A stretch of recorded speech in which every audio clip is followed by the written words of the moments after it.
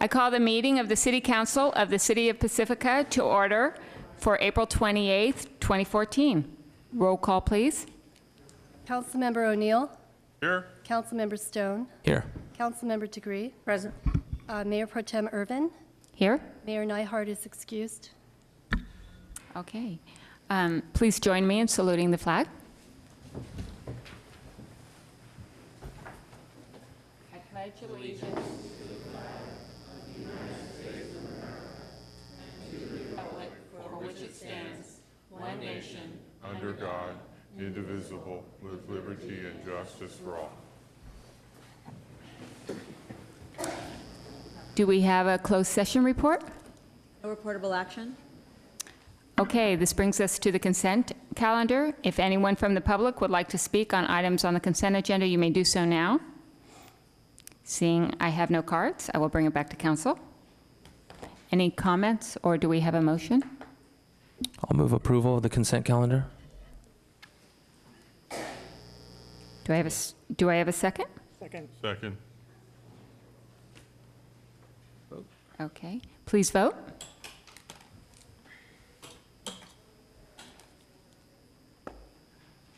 And that passes 4-0.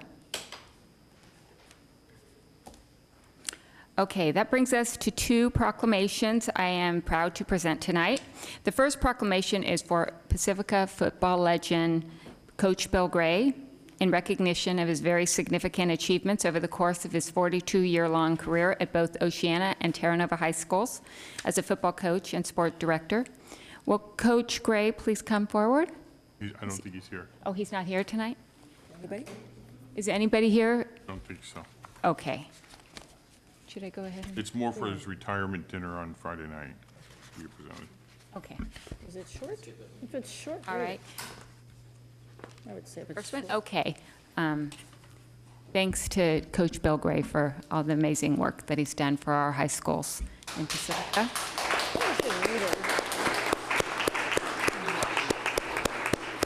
It'll be read at the dinner. Okay. The next proclamation is in recognition of the 40th anniversary of Mazzetti's Bakery, a truly iconic bakery known for their legendary cakes and pies and pastries. Julie and Rudy, can you please come forward? Is anybody here from Mazzetti's?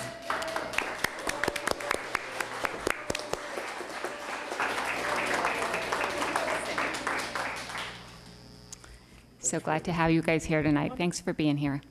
Thank you. We're very honored and humbled for you honoring us tonight. Okay. Tomorrow from 5:30 to 7, we are celebrating the 40th anniversary at the bakery, and everyone's welcome to come. There's going to be free cake and a lot of prizes. Okay, great. I'm going to go ahead and read you guys a proclamation. Okay. Whereas Mazzetti's ribbon cutting celebration will be held on Tuesday, April 29th from 5:30 to 6:30 at 101 Manor Drive. And whereas Mazzetti's is a bakery that truly cares about their community, and as they are in their third generation of family, plan to continue these traditions of being a caring and generous establishment, willing to go the extra mile for each of their customers. And because of the compassion of Julie and Rudy Mazzetti, community service and sponsored events are a tradition of their family's establishment. And when the city of San Bruno was faced with a crisis, Mazzetti's Bakery quickly put together a welcoming spaghetti dinner. This included auction baskets and invitations to the public to join in and support our neighbors in their time of need. The bakery raised more than $28,000 in relief funds.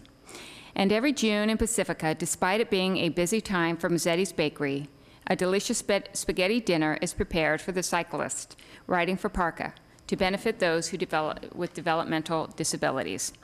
And many people from all over will speak of Mazzetti's Bakery as a second home, welcoming any and all through their doors with wonderful smells and good conversation. And Mazzetti's Bakery has also earned an award by public vote in the Pacifica Tribune as the most community-involved business, and has been recognized by the city's Chamber of Commerce as well.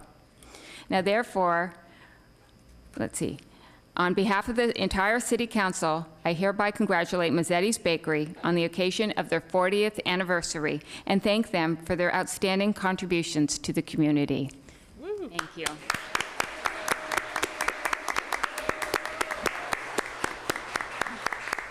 Would you guys like to say a few words? We just want to thank all of the public, all of our customers. It's you guys who make us want to get up in the morning. And we're very humbled and very happy. Angela is my daughter, and she is a third generation, so I'd like to welcome her to our bakery, too. Thank you. Great, thank you. Okay, hold on. I think council may want to say a few words as well. Okay. Start with Sue. All right, the heart of the city, you're definitely a great public relations for our city. Really appreciate that, and anytime you go in there, anybody who hasn't gone in there, it's very welcoming. And for those that are pretty steady, they do know who is steady, and if you're missing, there's a phone call or a chain among everybody there to find out why is so-and-so missing. Are they okay? Do they need anything? So, and that is not only for Pacifica residents, but anybody else who comes that becomes there long enough and gets to know everybody. So we're checking on people in San Francisco, Pacifica, Montera, San Bruno, and so forth. And the San Bruno residents and city council and staff are just really so pleased that within a record time, I think it was less than a week after the tragedy there with PG&E, that they pulled together a full spaghetti dinner, wonderful baskets, and were able to present to the victims $28,000. So really appreciate what you do, not only for yourselves, but for all of us and everybody else. And Angela and Rudy, they are artists, so I can always tell when Angela's been there because there's a new type of a decoration on those cupcakes. Thank you. That's great. Councilmember Stone? Thank you. Like Sue said, not only is your business kind of a hub of the community, a gathering place, but it's also just very special, different occasions, whether it's weddings or birthdays or funerals. It's something that's a part of somebody's life in a big moment. Our big moment right now is my son and I come in. You've seen us all the time. We come in on Saturday or Sunday mornings. Before the girls get up, he always likes to say, let's get out of the house and go to the Mazzetti's. And he gets his cookies and, he gets his, or donut all over his face. And it's just, you give that to a lot of people, and that's just our story right now, but you've touched a lot of people's lives, and I love to see that you guys or your daughter is doing it now, and I get all the Facebook posts, and you're always doing something creative, and I love to see that as somebody that, because my father was in the same business that I'm in, and so just learning from that, but also adding a new twist is really, really cool. So, and I also do want to add, I have a new friend that's in town, lives there in Manor, and she's from the Sunset originally, and she goes, hey, have you heard of this great little place? It's right on the corner. It's called Mazzetti's. I love it. It's my new favorite place. So not only are you a mainstay, but also new people are discovering you every day. So thank you for everything that you do for our community. I know you do. Get a photo. Councilmember O'Neill? I don't know what else to say, except that I do know they've been recognized in the Bay Area as having the #1 hot cross buns in the Bay Area. Yes, it was rated as the #1 hot cross buns in the Bay Area for bakery. And I've known them personally, and when my house, one of my kids was in school with one of their daughters, and they are truly a treasure of Pacifica, and thank you. Well, thank you guys. We really appreciate it, and we hope to see everybody tomorrow night. Thank you, Julie. I just want to add, just again, thank you for all you do for the community. Every single event I go to, I see this big, beautiful Mazzetti's cake, and it's truly amazing. It's amazing what you do for the youth in our town, too. And I have to tell you a story. My parents moved out of Pacifica about 10 years ago, and they moved to Brentwood. And recently I asked my father, I said, Dad, what is it that you miss most about Pacifica? And he told him, he looked at me and he goes, well, in addition to the sunsets and the beaches and my friends and family, what I miss most of all is having a Mazzetti's bakery on my corner. There's nothing like it. So I just want you to know that that's the feeling you give so many people. Thank you. We love you. Will we give it to them now? Yes. Come on up. Get a picture? We're going to do a photo? Yeah. We're going to do a photo. There's nobody here for a picture. Who has a camera? You're on TV. I don't know. We have cameras. This is 2014. We all have cameras. On your phone? I guess we do. Man's going to use his phone. I thought Gene was coming. The chief is here.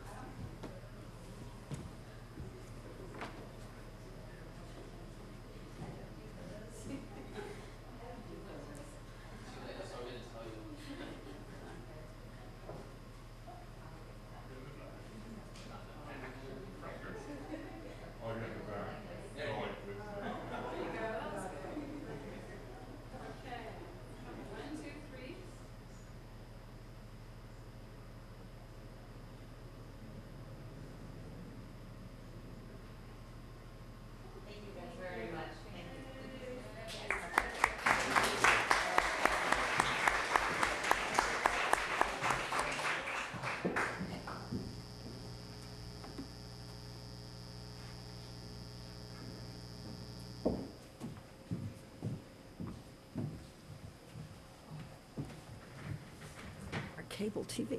What's happening to our TV? Okay, there are no public hearings tonight, so that will bring us to council communications. Would anyone like to start?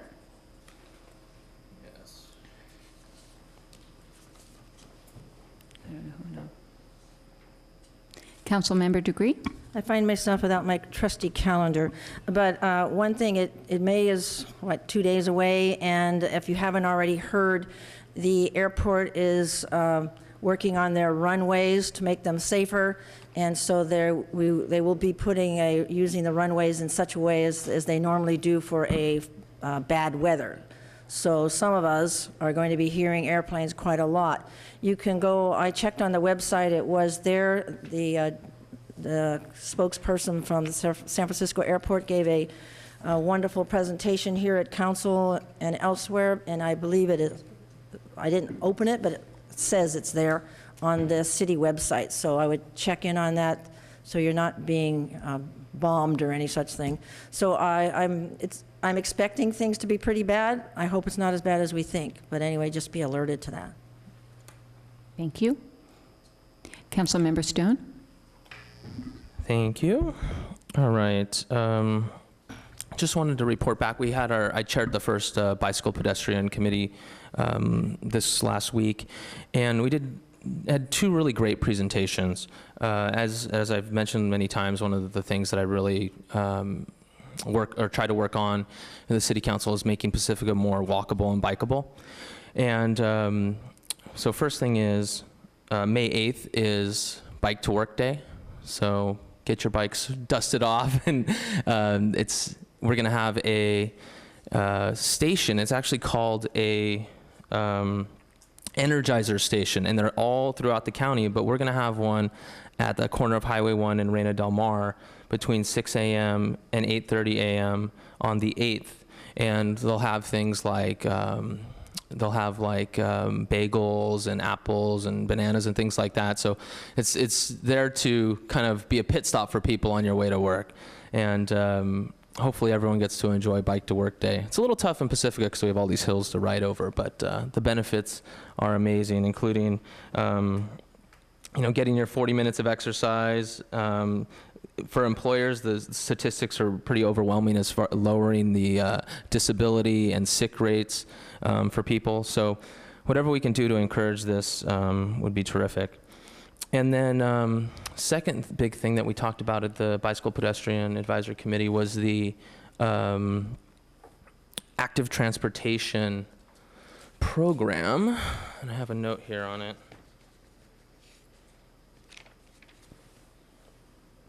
So you can follow it at Get Healthy SMC, San Mateo County. So Get Healthy San Mateo County, or SMC, excuse me, gethealthysmc.org.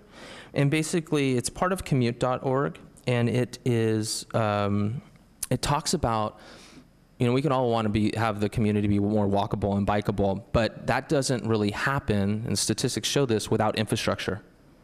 And so if there's not the bike lanes, if there aren't the bulb outs, if there aren't the things that make it easy, convenient, and safe for people to bike, either to work or to school, then it's not going to happen. And so I'll talk with city staff about this, but in a meeting in the future, I'd like to ask them to come and present. It's only a short 5 to 10 minute presentation, but I think it's very important as we're allocating our infrastructure dollars that we really focus on making the community more walkable and bikeable, and this will try to give us some more food for thought in that. So I'll talk to city staff about that if the council members object, and maybe we can get a short presentation in the coming year. That's all I have. Thanks. Thank you. Councilmember O'Neill? Oh, hello. Just kind of real quick, I was there as one of the servers, as were a couple other council people, at the volunteer dinner for senior volunteers at the community center. That's always nice. They get a good dinner, and we get to chat with them and visit with them. Lori was there, the new city manager. and none of us dropped anything on the floor, right? That was cool. I also went to the 2 meetings that Lori had, the city manager had with the employees regarding our budget, and kind of went over the numbers with them so they kind of know where things are. And this is something, I've gone here several times, and it's something that's done here in town every 4th Wednesday of the month, and it's something everybody should think about, and that's food distribution for the Resource Center at the American Legion Hall. And it's really kind of fun to go there. You meet, well, I meet a lot of people I know, plus you're actually doing something good about, you know, giving people some food to get them through the month. And it's free for you to volunteer. And it's the American Legion Hall from 3 o'clock to about 5 o'clock every 4th Wednesday of the month.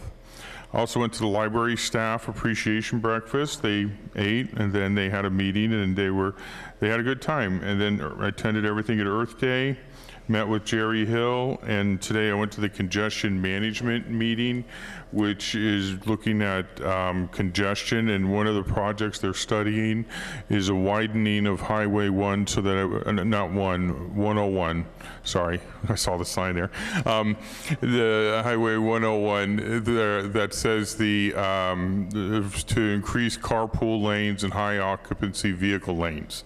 So that was kind of interesting. That's going to be coming down the road, as well as some stuff about stormwater management cleanup. Thanks. Thank you, Councilmember O'Neill. Let's see, I attended the Association of Bay Area Governments General Assembly, and there was quite a significant discussion in regard to our housing issue in the Bay Area and in San Mateo County in particular, in San Francisco. They talked a lot about the challenges of persistent poverty and how to merge economic sustainability with environmental and social sustainability, and the part that they all work together, and it's very important. In order to take care of poverty and things like that, you have to take care of economic sustainability. So it was a really informative event and forum, and I enjoyed it very much and look forward to more conversations about these issues in the months and years to come. I also attended the Pacifica Beach Coalition's Earth Day event to celebrate the 44th anniversary of Earth Day. It was an amazing event, and I just really would like to extend my appreciation to all of the Pacifica Beach Coalition volunteers who just did an incredible job, and it was very entertaining, fun.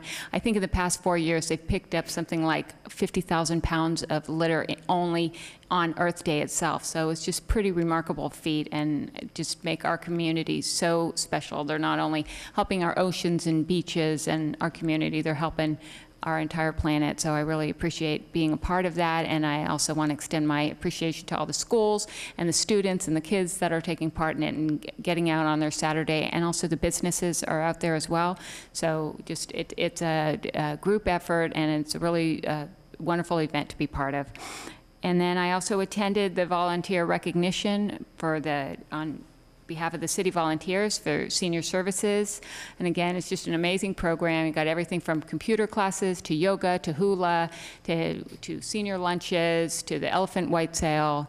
They just do so many great things and make such a difference in the lives of the seniors, sometimes on Meals on Wheels. They're the only people that visit them every day. So just very thankful for the people, the hundreds of people that are involved in volunteering in some way or another in the city of Pacifica. You really make it a great place to be. So thank you. And that's all I have for now. So that brings us to oral communications. And I just want hear anyone who would like to speak on items that are not on the agenda. This is your opportunity to do so. So you just need to fill out a yellow card in the back and bring it up, and each speaker will have 3 minutes to speak. At the end of 2 minutes, a light will go on, and that doesn't mean you're done. You still have an additional minute after that light goes on, so I just want to let you know about that. So I'll go ahead and start asking people to come up. So So the first person is Chaya Gordon. Hopefully I said that. Followed by John Keener and Matt Chang. Hi, welcome. Good evening, Mayor Pro Tem Irvin and council members. My name is Chaya Gordon, and I live on Rockaway Beach Avenue, and I appreciate the opportunity to speak with you tonight very much. I'm here as part of Pacificans for Highway 1 Alternatives.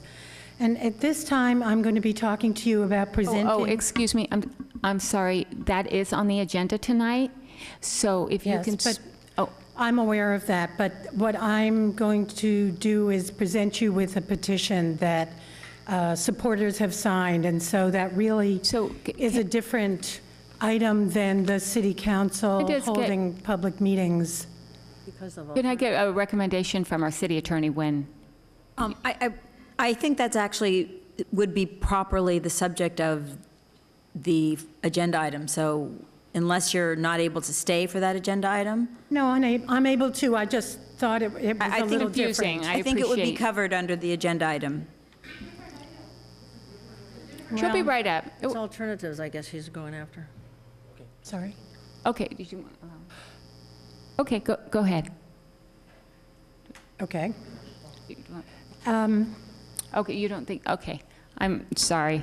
Just, do you mind waiting about, No, it's I just can- going to be a little while, and then you can speak during the Highway 1, Okay. if that's okay. Yeah, it's fine. Okay. But it is clear that we're not talking about either the council's engagement process or public meetings. Right, it's just I the won't be saying Highway 1 anything about topic. that. Yeah. Right. Just Okay. on the advice of our attorney. Just going to have Okay. you speak at that time. Thank you. You might want to tell anyone else that you'll call them up, but if you wanted to speak on the highway, I'll put you in this, just let me know. Okay. I'm going to speak on Highway 1 also. Okay, great, thank you. Then I have Matt Chang. And after Matt is Maria Lunardi and Leo Leone. Okay, Matt. Hi. Hello, I'm Matt Chang. It's been 6 weeks since my brother Errol Chang was murdered by the Pacifica Police and the Daly City SWAT team. The police have refused to disclose any information other than their use of force policies. Though they have not shared any information with us, we have had contact with them. My father's neighbors discovered yet another potentially dangerous flash grenade underneath their house. Not only was my family put in harm's way by police negligence, but so have the nice people who live next door. What if you found an explosive or incendiary device on your property? A few days after Errol was killed, my mother, heartbroken from the loss of her son, received a phone call from the San Mateo coroner's office. They asked for her permission to cut open his head and remove his brain so that they could study it. This study would take 4 to 6 weeks, and if we allowed them, Errol would not be able to be cremated whole. Why would they ask a grieving mother to allow something so gruesome to be done to her already dead son? Because they're about protecting themselves and hiding behind their procedures. I believe that this was an attempt to disprove his mental illness, despite the fact that he had already been officially diagnosed. Killing Errol was not enough. They literally wanted his head as well. What if it was your brother, sister, daughter, or son? This is yet another example of insensitivity towards people with mental illness and their families, and failure of policies and procedures. Why won't they release any information or evidence? What are they trying to hide? Thank you. Thank you, Matt.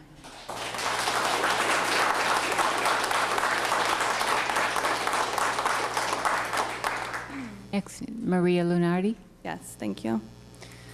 On March 18th, 2014, my middle son, who is 9 years old, made some very powerful yet heartbreaking statements.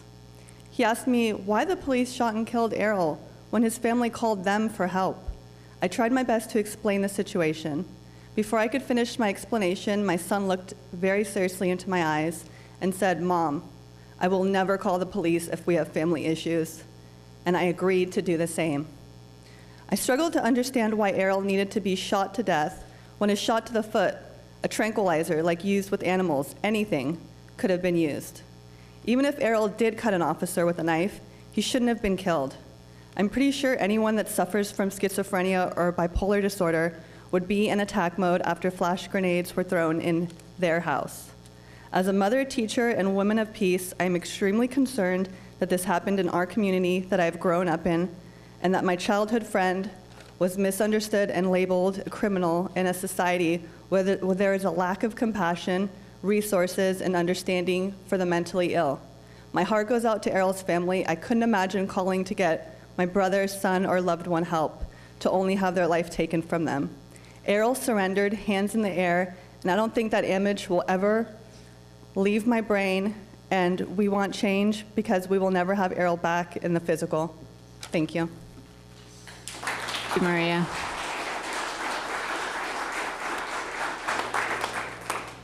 Leo Leon, and then Peter Loeb, and Thank you, Denny Madam Mayor Pro Tem Council. Good evening. I'm here to speak about the state of California, the recent report that was issued from the governor's office.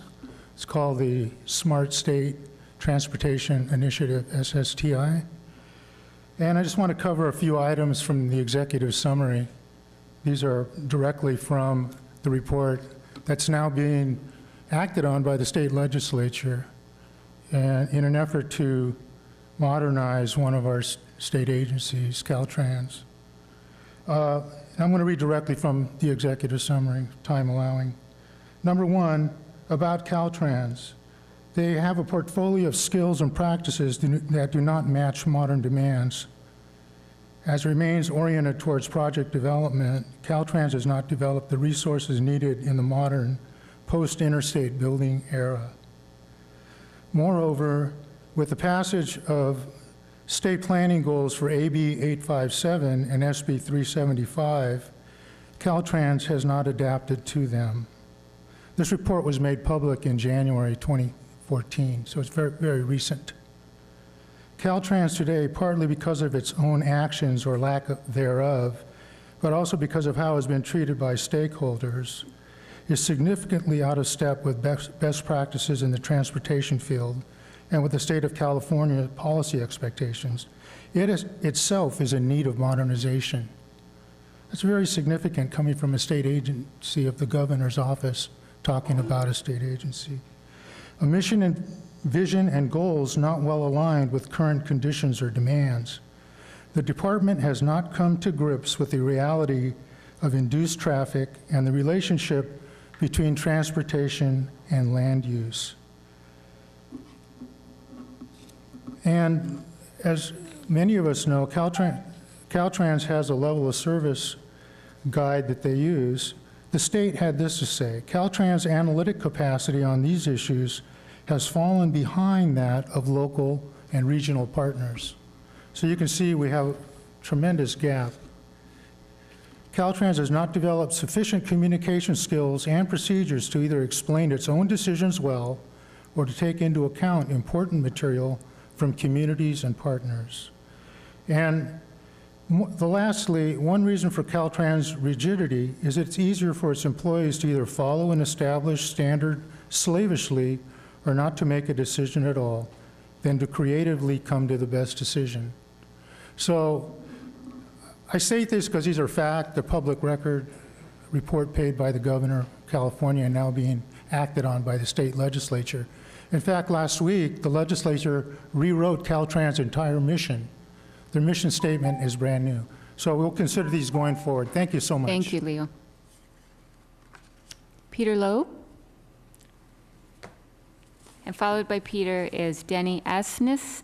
Sorry if I didn't pronounce that correctly. And Tiger Jazz Big Stick. Wait. Hi, I was going to speak in support of the petitions that will be presented to you, but I understand that's now going to be under item number 6, Great. even though I Okay. disagree with that. But mainly what I want to say right now is this meeting is not being broadcast. There's some difficulty with Comcast, and I want both the council and the members of the audience to know that this is not going out over the airwaves. I guess they're trying to get it resolved. I assume that this is being recorded and will be replayed at another time. But Thank you, Peter, for letting us know. We're on it. Can I ask staff, are we recording it, and will it be able to be available online or on the internet? So it will be posted to the website? Great, thank you. Okay, and I'll put your card back under highway. All right, great. Thank you, Peter. Okay, Denny? Hi, you can also put my card back under highway, but since my name was here, I wanted to offer my deep condolences and sympathy and support to the family and friends whose brother and son were so cruelly taken away from them. And I would like to indicate to you that there are a lot of people who experience this situation of mental illness in their families. I myself do, and it's it should never have happened, and my heart goes out to you. Thank you. Thank you.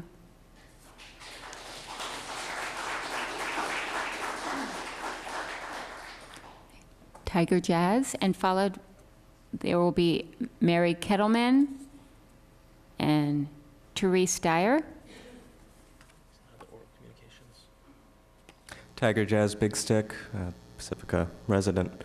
Yeah, I kind of prepared a thing, but really I came here just to ask a simple question, and again, this is also in relation to Errol Chang, who was killed on March 18th, 2014.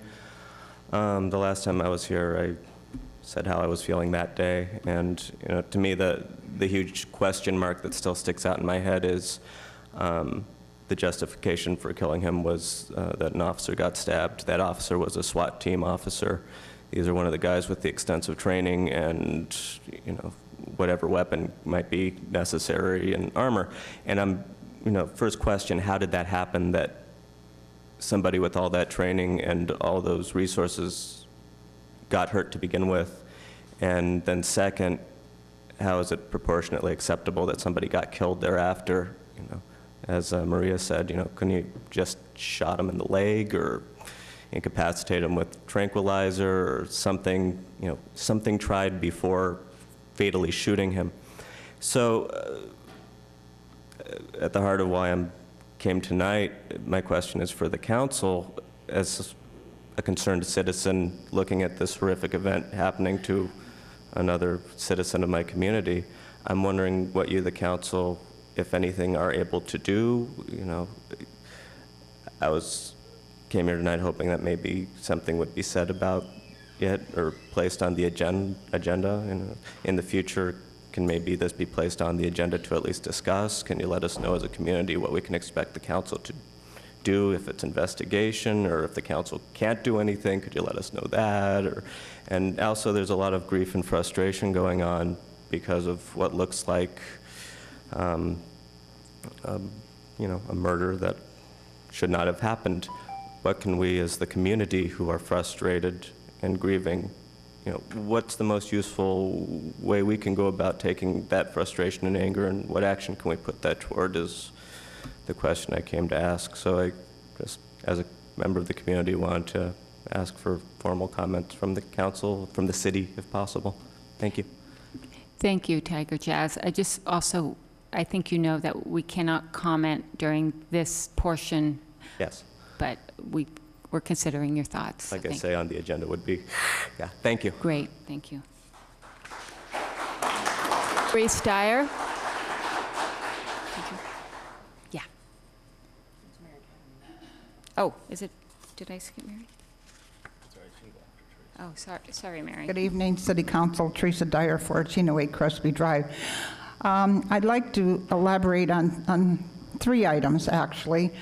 Maybe one of them goes under Agenda 3, if that has to do with the beach parking or the senior parking. Does that have anything to do with it? Then I'll table it for then. No. Oh, that was on the consent calendar? Is that what you? On number 3, regarding the Turbo Data Systems Incorporated to renew the contract for the parking. Is that the parking at the beach? Yes. Okay. Does that also include the parking at the senior center? Yes. Okay, then can I speak on that later? Or that hasn't come up yet, has it? Now's the time. That was on the consent. Pardon? That was on the consent agenda. Oh, I see. So I guess now's the time to speak. Yes. Oh, okay. Well, then I'm going to I'm not sure if how the billing goes, whether the finances or the parking tickets from the beach are connected with the senior center, parking. But I know for a fact, and I don't know how you people let this go by, when Stephen Rhodes didn't get approval to put those parking over there by the seniors. That's in violation. I have the whole lease agreement. The reason I have it is because we contemplated on putting a memorial garden there, our sorority, and I found out there are a lot of loopholes. Nothing can be sublet unless it's a prior approval. And I've written the city manager, I got no response. Another violation with the city attorney, I got no response. So much for your communication. However, this is a serious problem because you might have to return some of that money. In fact, I did talk to the property manager. I didn't bring up the subject, he did. Because I wanted to clarify our rights as far as putting the garden in. And he said, no, when it's time to renegotiate, they're going to be asking for some of that money. So before you sign a contract with this Data Systems, you better make sure it's all legal. The other thing is, I talked to the Chang family last time, and I can help them I told them to go to the San Mateo County Supervisors meeting. They didn't show up, but if they want to meet with me afterward, I have some contacts that can possibly help them. I don't know where the city is with this because it was, I believe, a San Bruno police officer, or it wasn't one of our officers, but it did happen in Pacifica, and there should be an administrative hearing if nothing else, and the guy should be on administrative leave. That's my opinion. Now, the other thing is, I would like you to do a proclamation for Troop 71 from San Bruno, because these 8 young men cleaned that whole area there by the senior center, and I have their names, and it's Jason Wigham. He's the Eagle Scout. Thank you, Therese. John Ware. I will give this to you at the beautification meeting on Wednesday. Great, Okay. Thank you. Mary Kettleman? Thank you, Mary Keidelman. Thanks for the opportunity to speak. Number one, I'd like to echo the comments of the gentleman who spoke before this person who just spoke, and I look forward to comments about what can be done about the shooting. What is going to be done going forward. Then the second thing is, don't see this on the ballot or on the agenda. I did want to speak on Highway 1, but I don't see what I want to speak on about it on the agenda. So, if you can speak at that time. Go ahead. I'm not sure what you're referring so to. I think we should have a ballot initiative on whether or not the voters approve Caltrans taking eminent domain of 5 acres or more of Pacifica's property.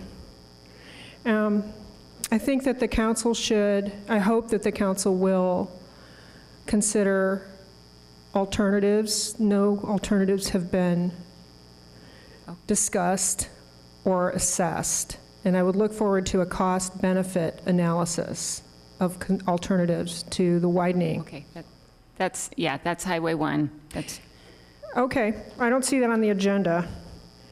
Can you put me over there then? Sure. Thank definitely. you. Thank you, Mary.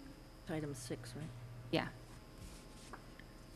Todd Schlesinger, followed by Ron Makel, and Tor Nealon. Sorry, boy, you surprised me. Okay, hey, Todd Schlesinger, Lindemar, listen up, people. This is your chance to learn something. I don't care. I'm always on television. The good, the bad, and the ugly for 2014. What's the good? Courtney Conlon. Did everybody see Courtney Conlon last night on Channel 5 promoting Pacifica? Huh? Let's hear a kudos and a shout out for Courtney Conlon. She has done more for the city of Pacifica and the Chamber of Commerce in the last 2 or 3 years than Loyal Mueller and Don Eagleston did in 20 years. You want to hear what the bad is? It's actually good. Leland Yee. Yeah. How about Leland, huh? Let's hear it for Leland. I personally ran Leland out of town a few years ago. Remember, Teresa, down at the community center? He come into town, that smart ass, after he had not investigated. Oh, Hal, don't laugh. You're next.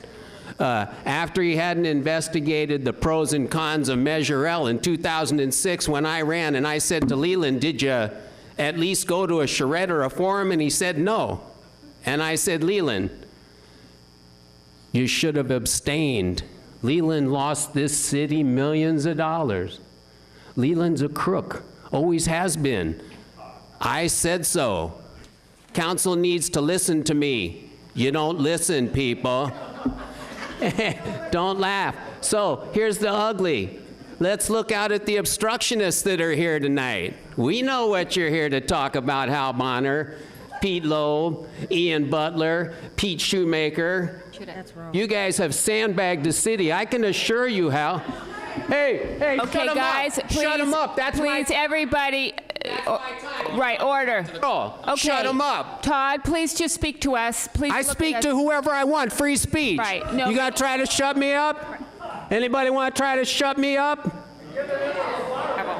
It's the, no, here it is. I want order. Karen, I deserve order. Okay. I deserve order. I come to all these meetings. I deserve order. You need to be in control. All right. Michelle, this is for you. You get order. Come on, Todd. You get order. You get order. You tell them to I've be got quiet. order They in the can't court. interrupt me. I didn't interrupt them, did I? Did I interrupt them? No, just Tone it down. Okay. head. Tone it down. Hey, oh my God. You want to stop? Just ask. That's my free speech. I got free speech. So here it is, Hal. If I was running town, Michelle, I told you before, cross-complain against this guy. He's causing the city millions, and ask the court to sanction him, and we'll shut him up once and forever. All right, he's done. Done, yeah. Next. Okay, please, no applause, please. Just go next. Okay, Ron Makel. I have to get. Good evening, Ron Makel. Gee, I don't know if that's a good or a bad act to follow, but at any rate. Let's get quiet first. I gotta, Karen, ask Ron to wait. Hang on, wait till things settle down here. Kind of exciting. Thank you, Beautiful Ron. beautiful day out there. I just want to come up here to say I appreciate Councilman Stone's remarks about, Bike to Work Day and his talk about Please, we need quiet. Well, and his talk about the need to, inspire people to use bikes more, and actually even the idea of finding areas where increased, pedestrian access could be put in place. I know that former council people, and I know especially Sue DeGree, she was very much involved in the coastal trail, that trail that comes from Lindemar over Rockaway Headlands over to Rockaway. And when they first put that trail in, there was very few people who used it, but over the years, it's become a very, very useful trail, both for people walking in on bikes. So another place, a target area that I really think would be nice is if we could have safe, inviting pedestrian walkway from Seabow Lane going north all the way going into Fairway Park, that whole east side corridor. It's something that should really need to look at that. But anyway, I just want to, I'm also up here to say I want to thank all of you and staff for your support on Earth Day. It was a marvelous day, and we couldn't do it without your help, really, letting us use the property, and all your staff people, workers out there with their trucks, and letting us use the wastewater treatment plant for our waste, for dumping all the debris and stuff. Really, it was really great. I appreciate that. And this town has always seemed to support serious environmental activism in this town, and I really respect that. Lastly, I just want to point out, just on a more of a note of levity, so to speak, if any of you haven't had dessert yet, it's a National Blueberry Pie Day. Okay, so I just want everybody to know that. So if you take advantage of it, thank you very much. thank you, Ron.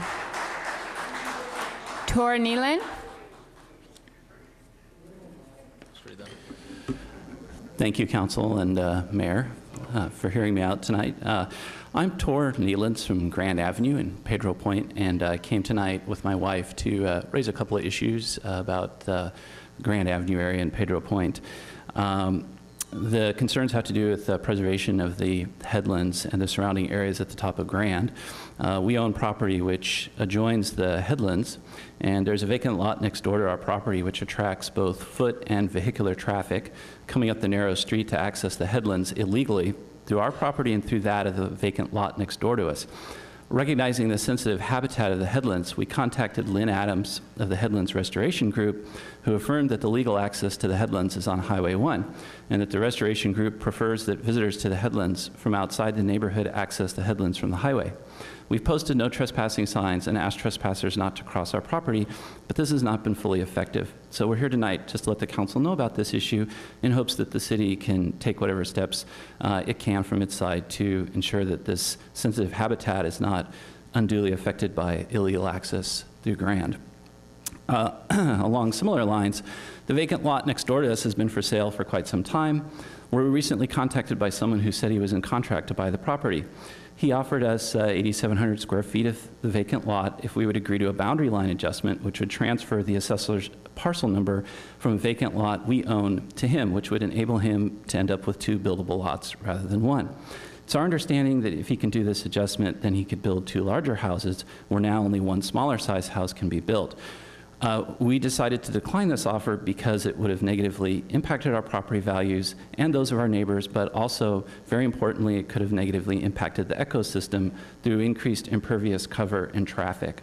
So we just wanted to let you all know about that and look forward to working with the city in the weeks and months ahead to learn what the appropriate steps are for those kinds of issues. And finally, last but certainly not least, as a Pedro Point resident, I really wanted to extend both my wife's and my condolences to Errol's family. It was a really shocking thing that happened, and I want to thank all the other speakers who've spoken tonight and urge everyone to continue to keep the pressure on and not let this be forgotten. We really need reform so that these kinds of things don't happen again. It's really a tragedy, and I think with more neighborhood, local policing and mental health services where people know who's really not harmful, tragedies like this could be averted. Thank you. Thank you very much. I have a card from Sam Casillas, and it says not on agenda, but so Sam, if I just knew if this is item 6 or just nothing about highway. Well, I'm going to talk about item 6 too, but I have a different topic that I am going to bring to the city council later on. I just decided, since you called my name, I might as well bring it up now. And it goes back to the general plan update and the draft. And I left a message with George White because I'm a little perplexed, and I've spoken to a couple of you, or a few of you actually, and Lynn, I would like the opportunity to speak with you as well, and Mary Ann as well. We follow the process that this city council asked the Pedro Point Community Association to follow because there was a discrepancy between the landowner of the Calson Field and the Community Association, in stating that we weren't having open dialogue about what would be the best use for the Calson Field. At that time, we, at the request of the city council, went ahead and actually formed a committee. George White showed up to that meeting, as well as the, I forget the name of the facilitator that you all used, to make sure that we had an open dialogue. At that time, it was overwhelming that we, as a community, stood for the right to be able to have that and to stay as commercial recreational. Because it is a floodplain, and we don't have a way to mitigate the flooding that goes on in that area, and also it will be a detriment to change that to residential. The full economic development plan stated that the best use for that property would be commercial. The Economic Development Committee, in presenting that, also amended it to say that as a Plan B, consider it still commercial recreational as the best use for that land. The whole GPU document, up and down, states that tourism is the best option for the city for economic growth. You read through that whole document, it even states that for the Pedro Point lot that's empty, that what should be considered is something along the lines of commercial recreational with the flexibility of residential. So, the land use alternative that's chosen for it is coastal residential. 15 units per acre, 5.3 acres, 80 houses in that little lot. Not little, 5 acres, but 80. How on earth was that concluded? We need to know how that was decided to put that in there, because everything points to not doing that. That at a minimum, it should be commercial recreational, that new term that's in there, or conservation, because that isn't a floodplain. Thank you, Sam. Yeah, we'll be hearing more about this, though. Thank you. Katie Lee.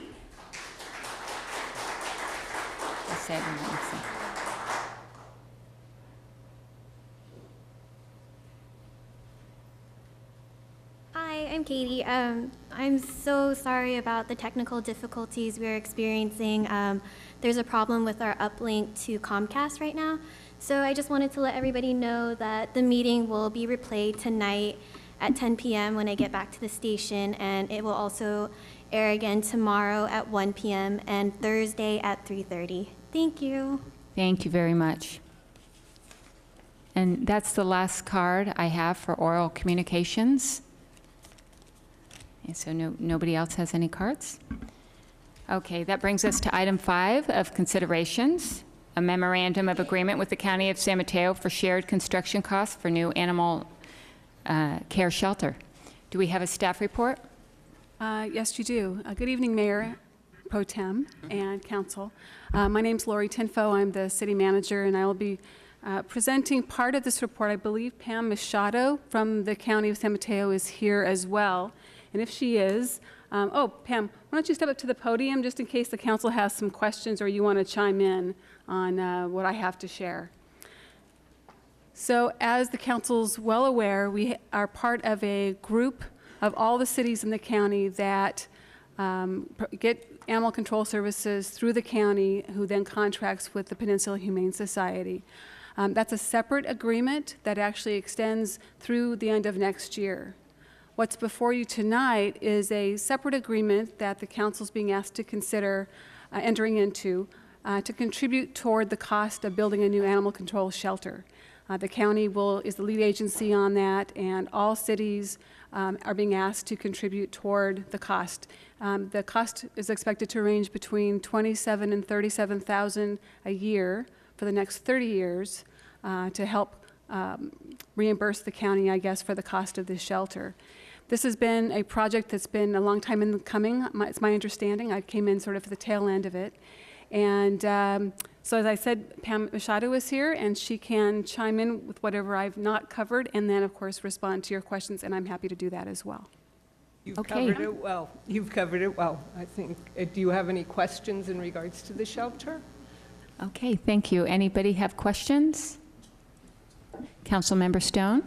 So let me just get this straight. I think I know every time we talk about these services and budget, if the prices go up or what have you, we don't really have a lot of say in that, which is very unfortunate, but we're not the ones providing the service, so we can't really control the costs, I guess. So basically, there's a facility need, and we're being required, we can't opt out of this, to fix the facility or create a new facility. Is that correct? Yes. Pam, why don't you can't opt out of it. It's I can't quite hear you. I can't quite hear you, sorry. I'm sorry, you can opt out of it. It's up to each city to decide if they want to participate in the agreement, which it's a 30-year interest-free lease that you're agreeing to tonight. We're asking you to agree to that. That is where we shelter the animals that we need to shelter. Pacifica is also part of the operations, which you are always invited to participate in the negotiations. We've started pre-negotiations. Our first meeting on May 15th will be a presentation to the city managers and to city council members. We're inviting them all to come to hear about the services.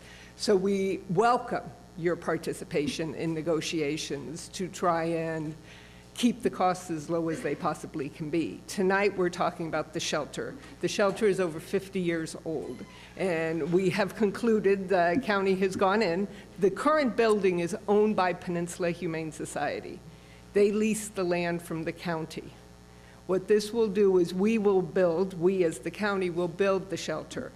The county manager is willing to put up the money if the cities all agree to participate in a 30-year interest-free lease to help us recoup the cost. So if we did opt out for whatever reason, how would that change the level of our services? Will we have to find another You place? wouldn't have services through the county's agreement, but Pacifica can go find some other options. The city has looked at this many times. At this point, there are no options, and even if we were to find an option, the building is owned by the contractor.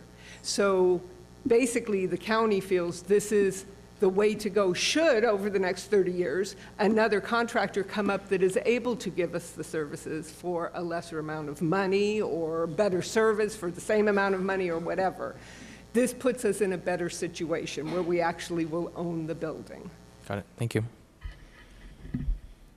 Councilmember Degree? I think we've asked this before, but I just don't remember. I think this as cities, this is all has an audit every year too, does it not? Currently under the contract with Peninsula Humane Society. So how this works is the county contracts with Peninsula Humane Society, and all of the cities contract with the county for animal control and licensing services. Part of the contract with Peninsula Humane Society is they hire an auditor that actually audits their books, and then we distribute that audit to the cities. Okay, thank you.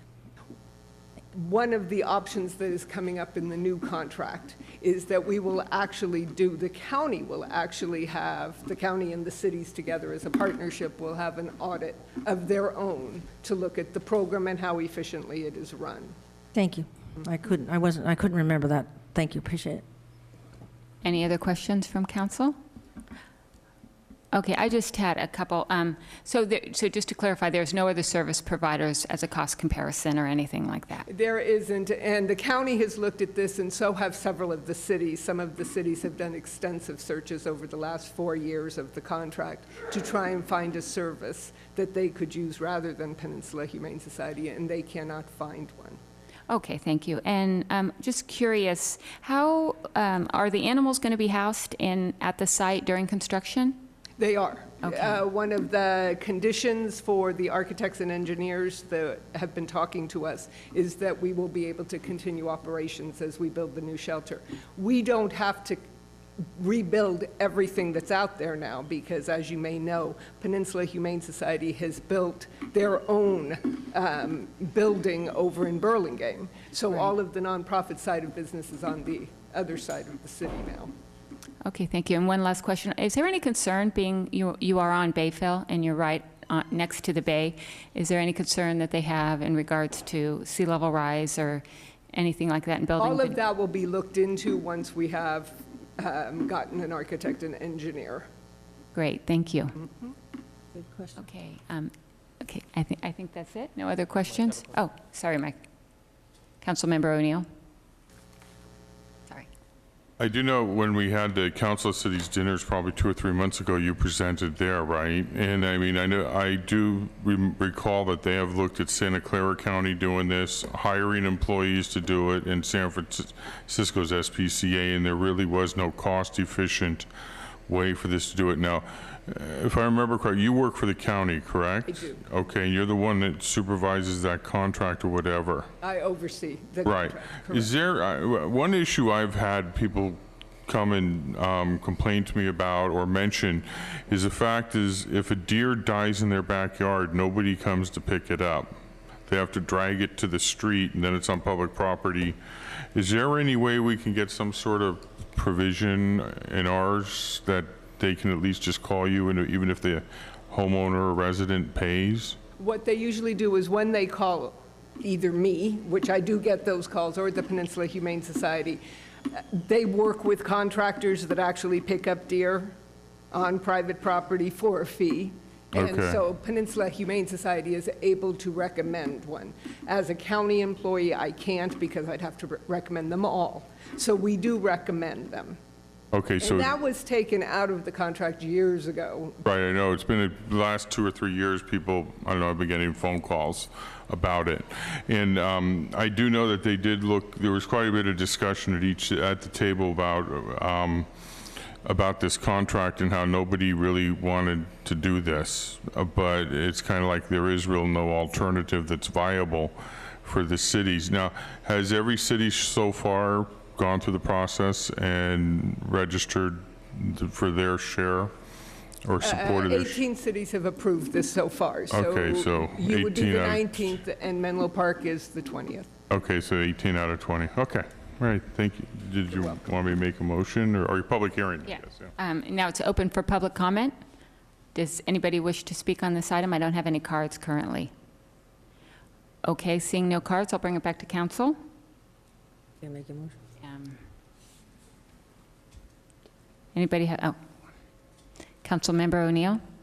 I was just going to make a motion. Move to adopt the attached resolution authorizing the mayor to sign the memorandum of agreement, MOA, with the County of San Mateo to share construction costs for a new animal care shelter through a 30-year interest-free lease using the proposed construction cost allocation methodology included as part of the MOA. Thank you. Do I have a second? Second. Thank you. Please vote. And that passes 4-0. Do you want a stretch break? Really? Stretch break? I'm going to take a 5-minute stretch break. 2 minutes. Be back. Thank you. 2 minutes, something like that. Oh.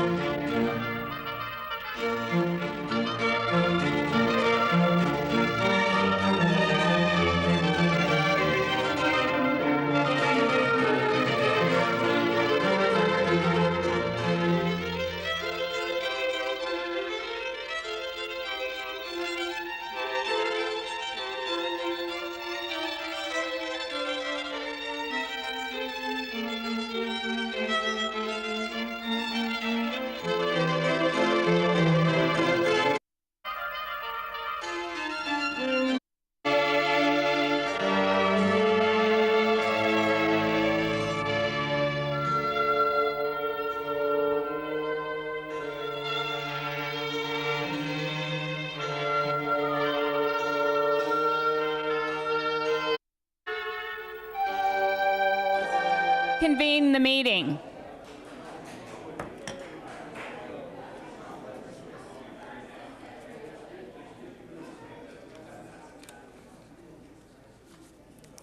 Thank you very much. Item 6 of considerations is an informational item concerning the city plans for public meeting related to Highway 1 widening project. Staff report, please. Good evening again. The purpose of this report really is just to explain that it is the city's intent to hold public meetings, probably in the fall, pending the completion of a legal lawsuit that we're facing. So the staff report that I put forward attempts to distill almost 20 years worth of activity and work into something that was short and sweet. So I have lots of other information here that I drew from, and so the report really is just a very high-level summary. But I wanted to highlight some of the alternatives In fact, there were many alternatives that were considered as part of the process, and I've highlighted them in the report. Things like looking at separating grades, timing signals to optimize traffic flow, potentially using roundabouts to manage the intersections, increasing transit service, and increasing bus service, even using a movable barrier so that you're creating an extra lane for commute traffic. So there was a number of these strategies that were considered over the course of the process. And in my report as well, there's a link to a presentation for folks in the audience who are interested in knowing more about the process, who maybe have come to this late and want to fill in some of their own background. As the council is well aware, last summer, the environmental impact process was completed and the report was finalized, and actually the city at that time had planned to then hold those public hearings or community meetings on the outcome of that process. As I mentioned, we received 2 legal challenges. One of them was dismissed in late 2013. The other one is still pending. And so at that time, the decision was made to postpone having those meetings until that challenge was resolved, because it seemed not to make sense to go through a process only to have potentially the project either change or even having to start over from scratch. So that seemed to make a lot of sense in terms of staff resources and city resources in terms of applying them appropriately. If the lawsuit is unsuccessful, then this coming fall, when we expect to hear that, we'll be back before council putting forward ideas for how to structure an effective community engagement process so that we can take in more feedback from the community. I know the council is very eager to have that happen. And so that will be the plan. But the information or the specifics for those meetings have yet to be determined, so I'm not presenting that tonight. Only that council's clear, the staff's clear that the council wants that to occur. And once the lawsuit is remedied, then we'll be back before you with more information about a meeting schedule. I also wanted to highlight that the environmental impact process really evaluates concepts and not the design of a project. And in fact, that would be the next step, that council would direct staff to go and request the funding for that design process. So again, we're very interested in having the public meetings, and this report is designed just to emphasize that point. So with that, I'd be happy to answer any questions. I've also asked Public Works Director Van Ocampo to join me at the table across the way, just in case you might have some questions about background, history, et cetera, that he might be able to answer even better than I can. Thank you. Any questions from council? Councilmember Degree? So, City Manager, you're new, and I just want to clarify. So when we say that we made the decision to hold off on a public meeting, that was a managerial, not by you, but a previous manager's decision, not a in-session council vote. Is that correct? That's my understanding. It had already been made when I arrived. Thank you. Any other questions from council? Councilmember Stone? Thank you, Mayor Pro Tem. Okay, so I do have a couple questions from your report. You said, and maybe this might be a question for either the city manager or for Van, you said alternatives have been considered. What do you mean by that? I think I'm going to defer that to Van because it seems more of a technical question. In identifying the preferred alternative, what they did was they examined all the possible projects that could come up as a solution to the congestion that is being experienced. They looked at different alternatives that was mentioned by the city manager earlier. And that all is found in? That's all found in the environmental document, and also it's actually section 1.4 in the environmental document, and it's also discussed in the PowerPoint presentation that was referred to by the city manager in the staff report. It's actually page 20 of 47 in the, and this is the PowerPoint presentation that was presented by the consultants of this project and Caltrans during the June 22nd, 2010 meeting at this very room. Okay. And then another question. In the staff report, it said that the lawsuit has a potential to change the project. How would that, explain? Well, my understanding, I'm not the city attorney, but my understanding is that if the lawsuit is successful, then it could actually determine that the project's not viable to continue as it is. It either could be changed, or we could be directed to basically start over again from scratch. So those two outcomes were uncertain, what the outcome would actually be. A third outcome will be that it just continues to, that the lawsuit is unsuccessful and it continues to forward in the current process. Does the city attorney want to add anything about the lawsuit and specific? No, I think that the city manager explained, that fairly well. If the lawsuit is successful, then the certification of the environmental document would have to go back to Caltrans, and they would have to revisit whatever a court told them was defective with regard to the environmental document, and they would essentially have to redo their environmental analysis.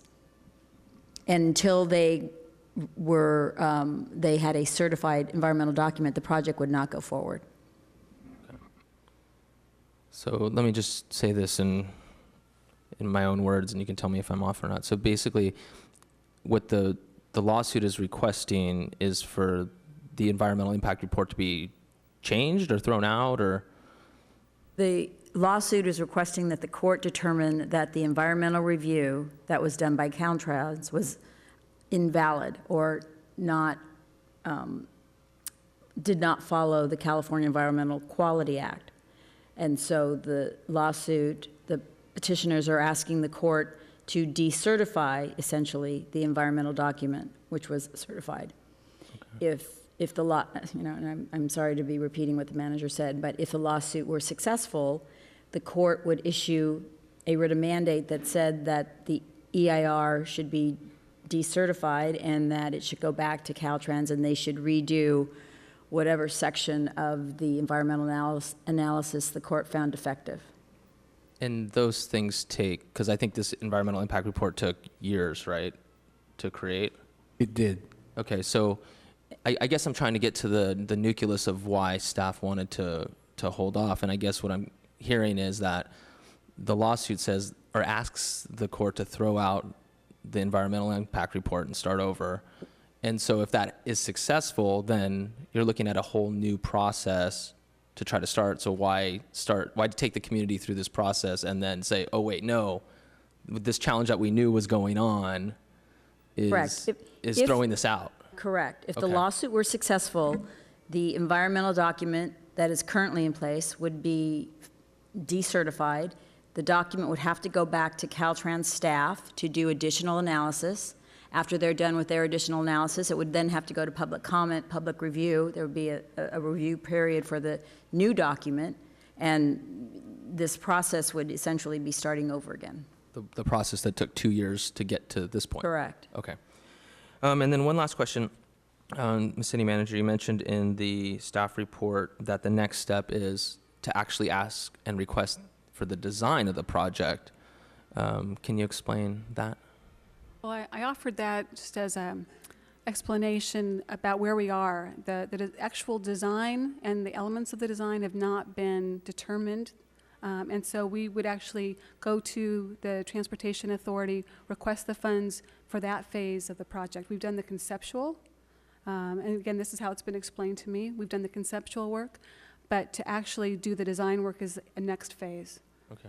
Because I've seen like some of these like public flyers from some of the groups that are very interested in this project that have, or questions that have said like, what are the exact heights of things, what are the exact widths of roads, and what are the exact information look like? Maybe this is a question for Van. So is that what the next step is actually to design it? Right after the environmental process, everything is approved, and that's when the process of putting together the final design, that involves, the details of each and every, like what is the exact height, thickness of asphalt, and all those stuff. And that's basically putting together the plans and specifications of the project. That's the design phase. Okay, so that's not the like, yes, build it phase, it's the design phase. Okay, great, thank you. Councilmember Degree? Right, I have maybe 3 questions, but one of them to that last point. The next step would be the design phase. So the clarification, which I think I just heard, was that step doesn't mean that the council has voted to approve or accept the Caltrans proposal. Is that correct? Isn't that what I just heard? That means that when we move into that project, it means that the environmental document, which provides the concept of what your design is, has been, pushed towards the next phase, which is putting the design. By that point, everything is like, it's already done. That we agree to proceed with the design of what is identified as the preferred alternative in the environmental document. That's not how I understood it. I'm missing something here.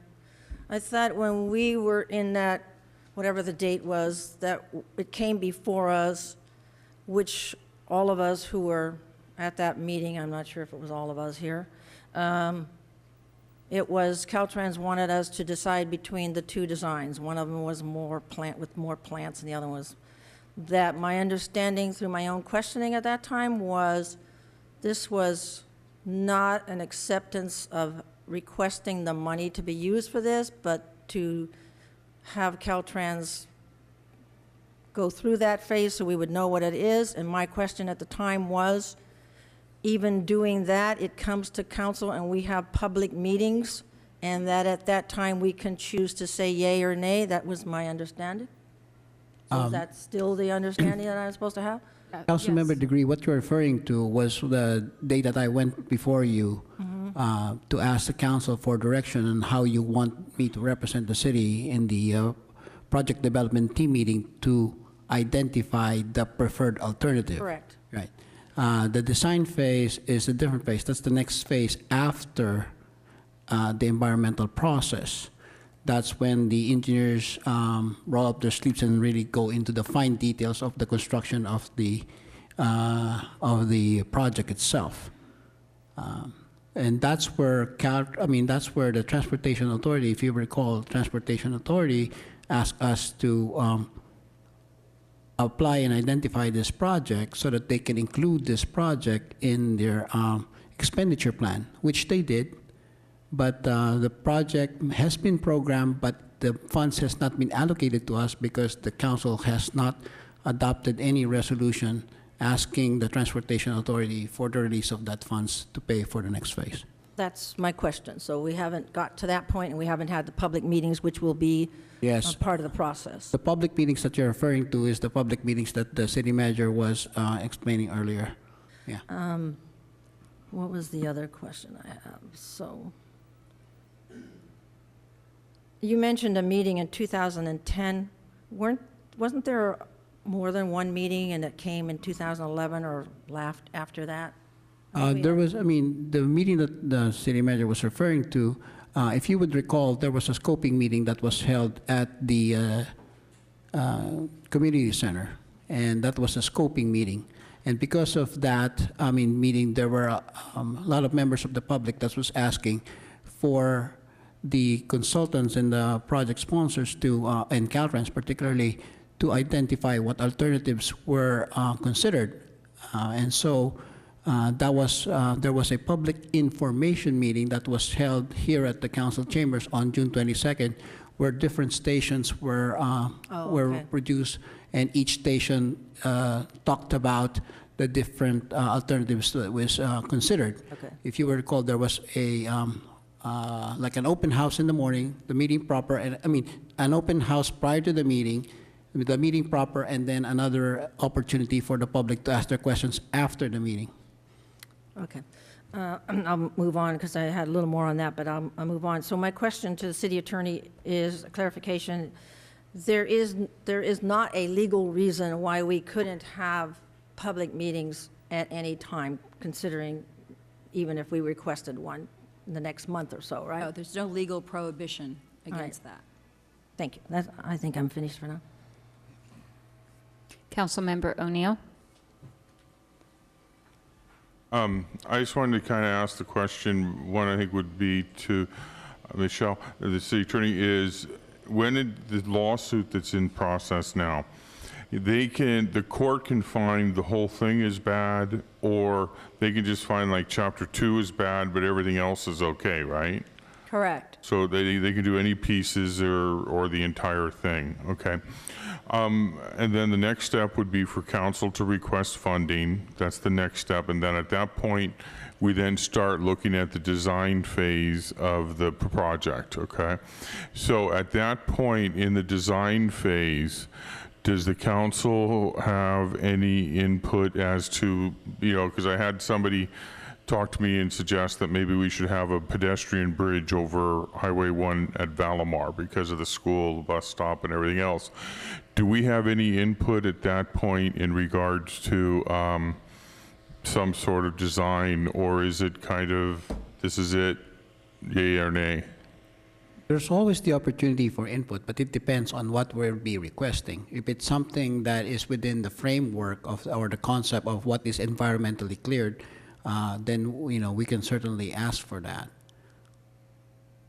Okay, is there any sort of threshold as to what, like let's say a pedestrian over ramp, would that be covered under the EIR, or would that have to go through the whole process again? But if you would recall, one of the alternatives that was discussed here, I think that's alternative number 3B, if I'm not mistaken, took into consideration placing pedestrian overcrossing at the intersection, actually the southern leg in the intersection of Highway 1 and Reina Del Mar. That's where the bus stop is. There were comments in here that talks about how if we were to do the pros and cons was assessed and expressed in the document itself. And I believe, from what my recollection is, one of the points against installing a pedestrian overcrossing is that people may not use that, and if they don't use it, then what you do is you run the risk of crossing the highway where it's not protected at all, because there is no pedestrian light that will allow them or give them time to cross the highway. Okay, I was just kind of asking generally, how much input do we have in the design phase when it comes to council? But well, what I could say is that, come the design phase, I will be there. I mean, as your representative, and I will bring up any concerns that you have or questions that you may have. Okay, thank you. Okay, thank you, Mike. I have just a couple questions. Do we have any time restraints or the concern over losing a funding opportunity or any kind of timeline that we need to be aware of?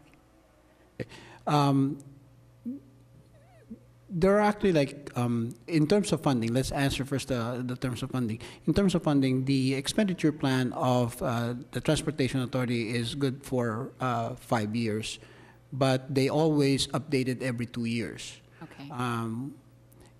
The Transportation Authority will look at the different projects, what's going on with the project, and if they see that like right now, what's happening is we have this legal hurdle that we're going through, then they understand that.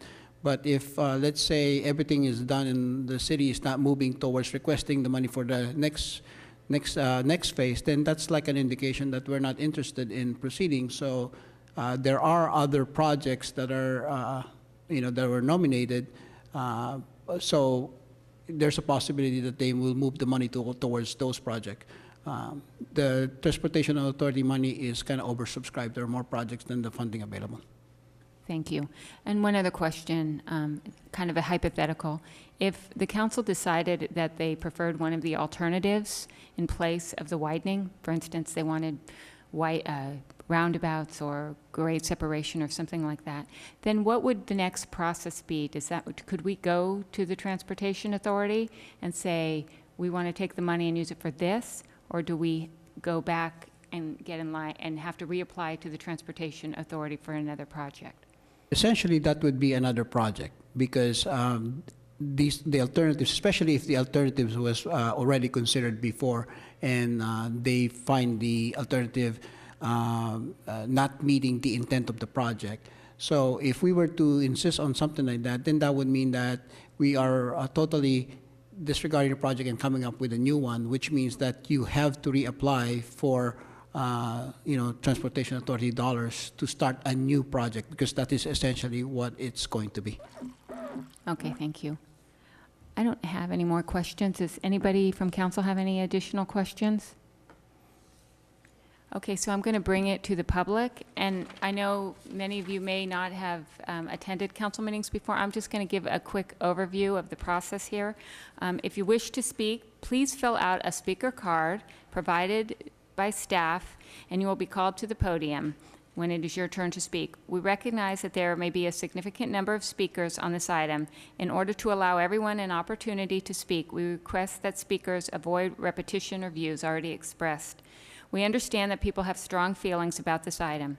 However, in order to treat everyone with respect and not intimidate anyone from speaking, we ask there will be no applause, booing, or commenting from the audience. You may express your opinion when you are called upon to come to the podium and address the council. We really appreciate it. Thank you. So with that, I'm going to go ahead and call some names. And please, again, feel free to go to the back of the room if anything comes to mind and you'd like to speak. So the first three speakers are John Keener, Chayla. Oh, okay, thank you. Guys got it. Chayla Gordon, John Keener, and Peter Loeb.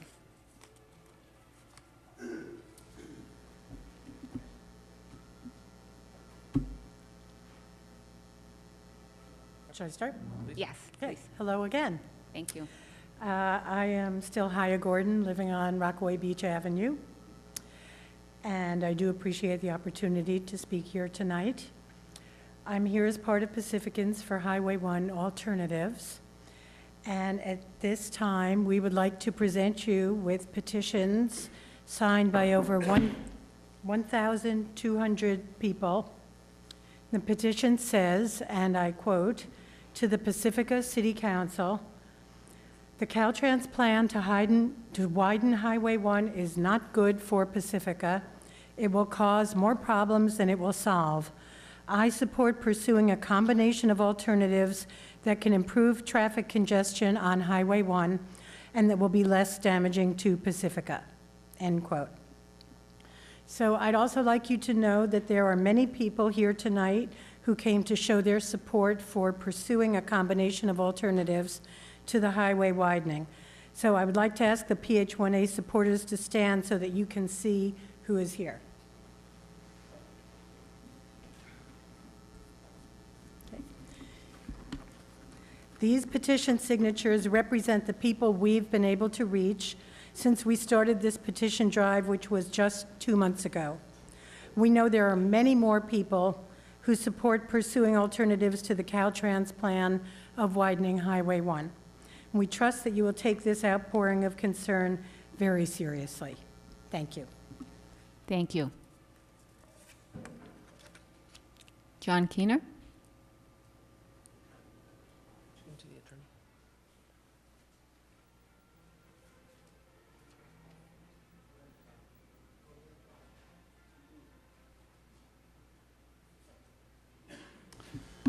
Hi, I'm John Keener, and I'm from Lindemar. I've been circulating the petition for alternatives to widening Highway 1. And I've knocked on about 1,100 doors so far in Lindemar.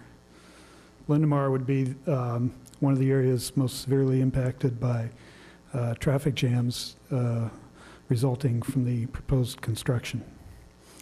Of the folks who were home, about 60% signed the petition.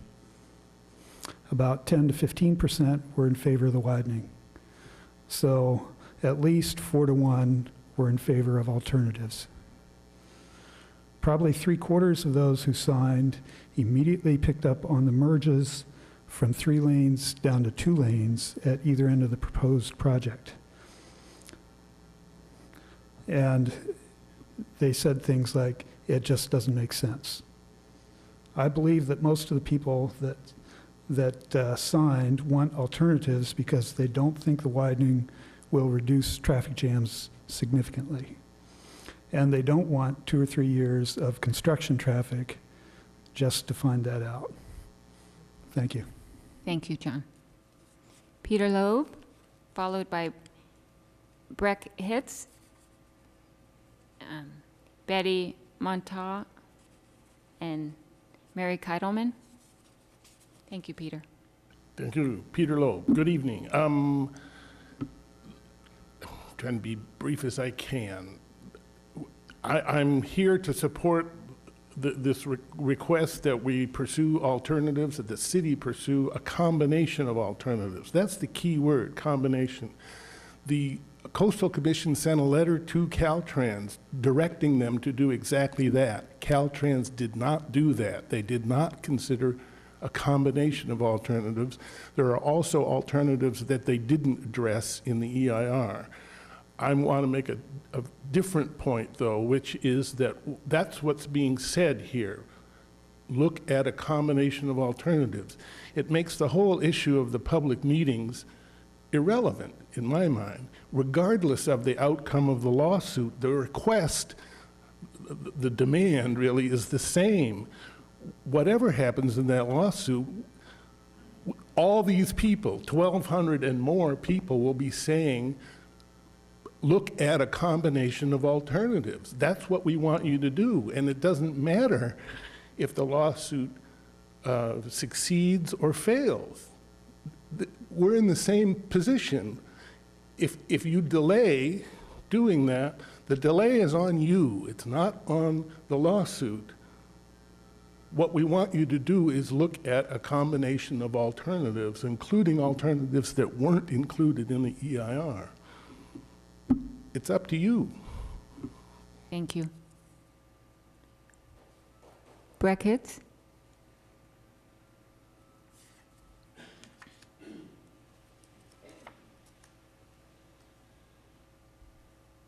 Thank you. I'm Breck Hitz. I live on Pedro Point. I'm opposed to the widening of Highway 1 for a number of reasons, all of which have been iterated before, and I think I will not reiterate them again due to the Mayor Pro Tem's request not to re-give arguments. I think the arguments are obvious. I mean, once the highway is done, new houses will go in, new development will go in 10 years. We'll be back here in this room again arguing about whether or not we should widen Highway 1 again. All the aesthetic, all the economic, all the traffic reasons that have been given many times before, I will not reiterate, and in the interest of brevity, I will thank you very much. Thank you. Mary Keidelman, followed by Denny Asness and Hal Bonner. Thank you for the opportunity to speak. I also support that the city look at a combination of alternatives. And for the new city manager, a couple of these comments are just for you, in case you haven't had an opportunity to review this in deep detail. Caltrans certified their own EIR as having no significant impact under CEQA regarding economic, scenic, environmental, and other parameters before any city meetings.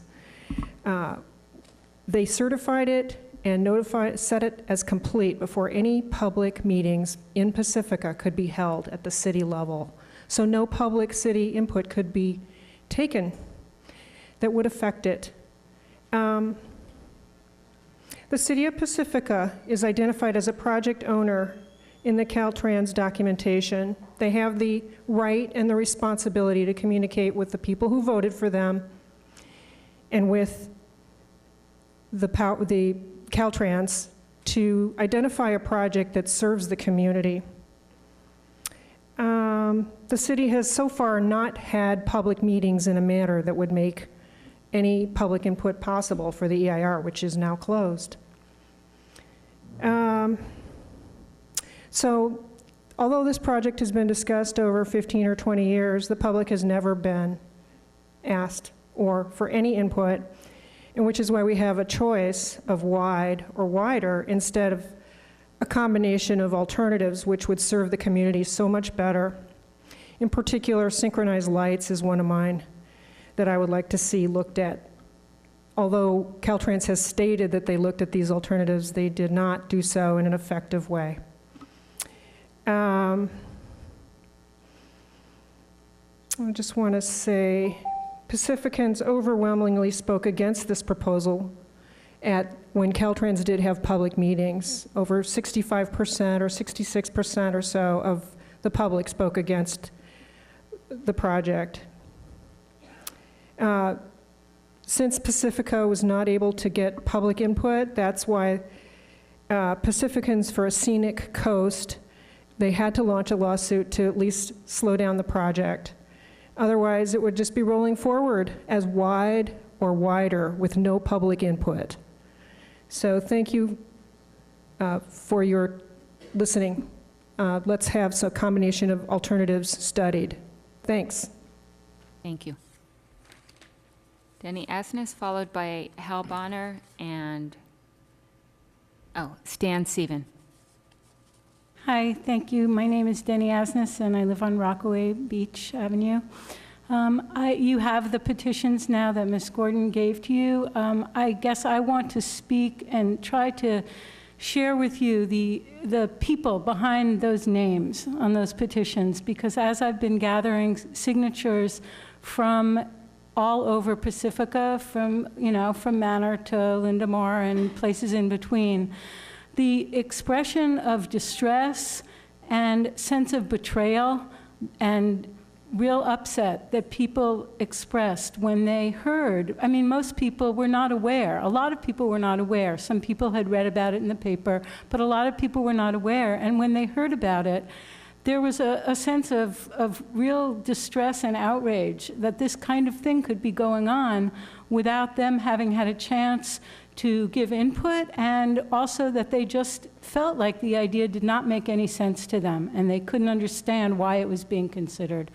And I just, I wish I could bring you those people, all those people, to, so that you would really have a clear sense of, some of what those people were feeling. So I hope when you look at those petitions and you look at the names on those petitions, you will think of the actual people who signed them and what they felt. Thank you. Thank you. Hal Bonner?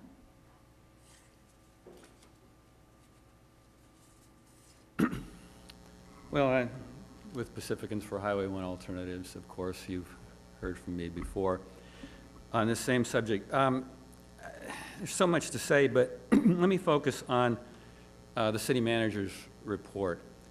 And it's very frustrating to see basically Caltrans statements repeated back to you, because you cannot rely on what Caltrans is saying.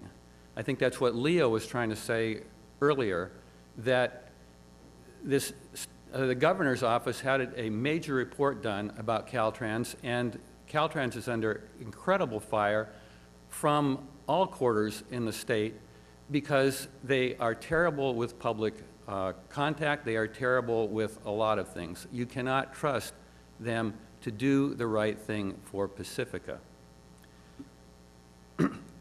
Speaking now to the city manager's report, there's so many things here that are just sort of Caltrans statements repackaged, and they're wrong.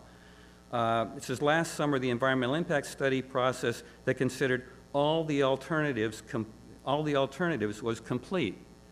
All the alternatives. Yeah, it's not all the alternatives, okay? You just heard from Peter that the Coastal Commission staff told Caltrans to consider combinations of alternatives, okay? And Caltrans refused.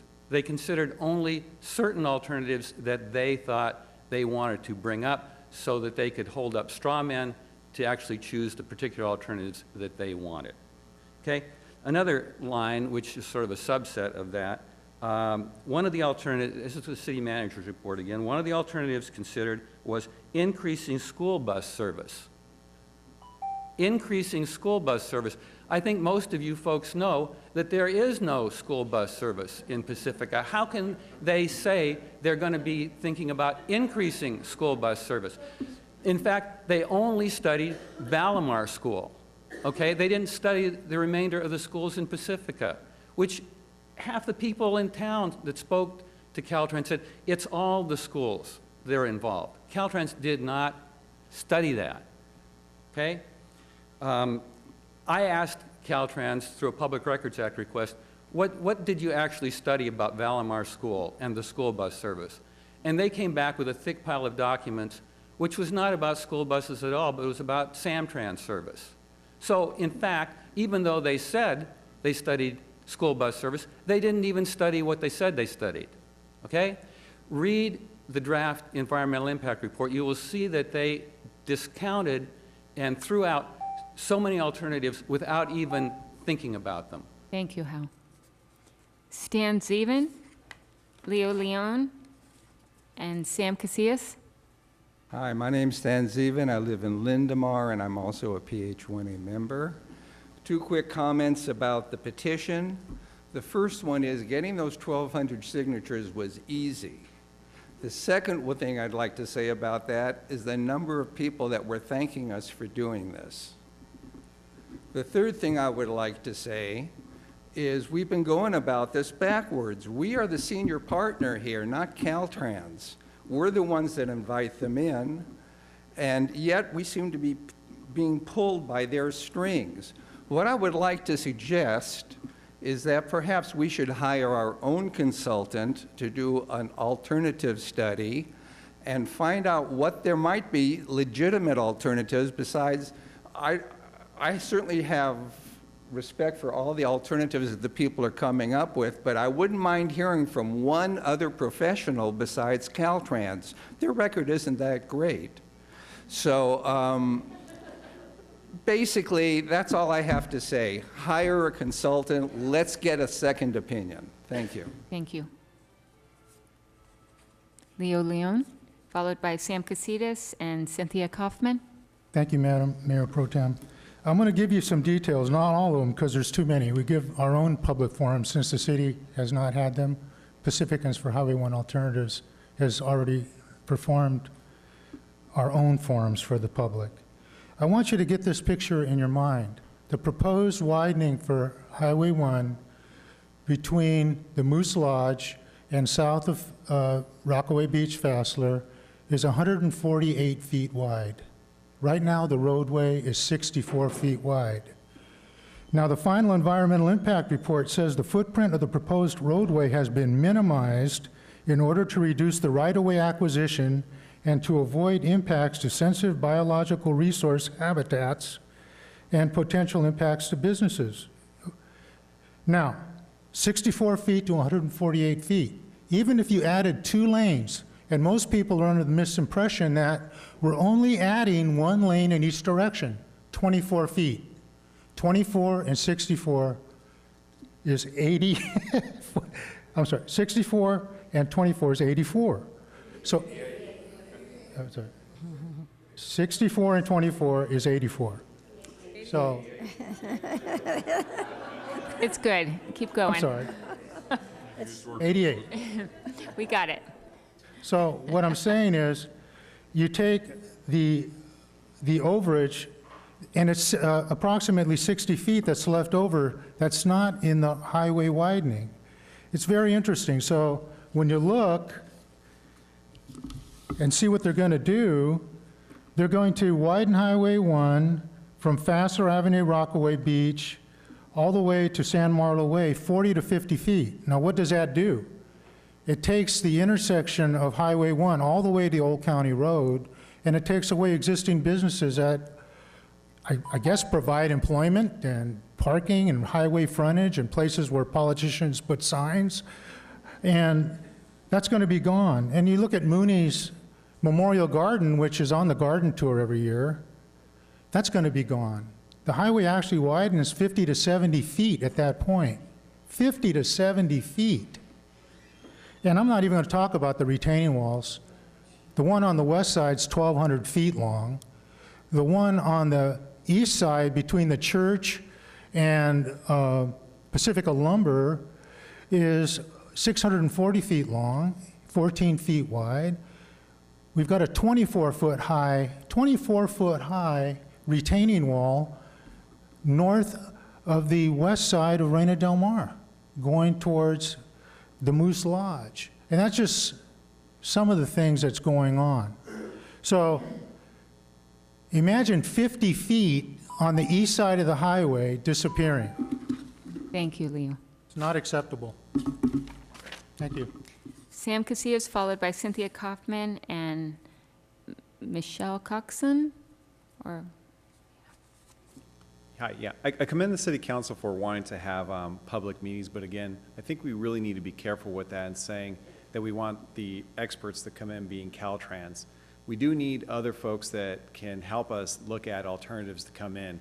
One is the folks that actually had met with Caltrans before, and they're similarly dismissed for a smart lighting system. So that goes beyond just synchronizing lights. It's actually a smart lighting system that can monitor traffic and be able to mitigate the traffic situation that way. Also, some people are saying this is a safety widening. It's not. But that also takes care of the safety issue if there is one, because of the fact that fire department, police will be able to carry those, and we've seen these before where they can actually change the lights if they have emergencies to get through, so it's green lighting. Those are some of the things that Caltrans didn't want to consider because it would have come up to a different answer. It was said earlier that they considered all these different options and they've been vetted. No, Caltrans wanted to do one thing, and that was to widen it. If you're a hammer, the world's a nail. If you're a Caltrans engineer, it's an expressway. That's what they're known for. That's what they want to do.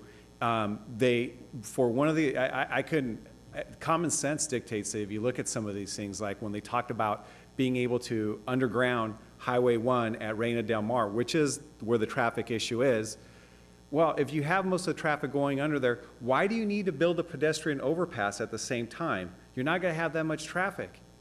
Well, why? Because then the price goes up to $55 million versus the $45 million. So now it's an extra $10 million. It's like, oh, we dismissed it because it's too expensive.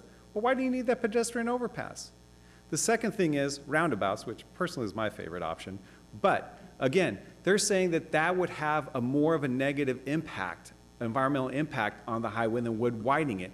It's not wider than what they're already recommending is what they would widen with the extra lanes and what have you in the medium.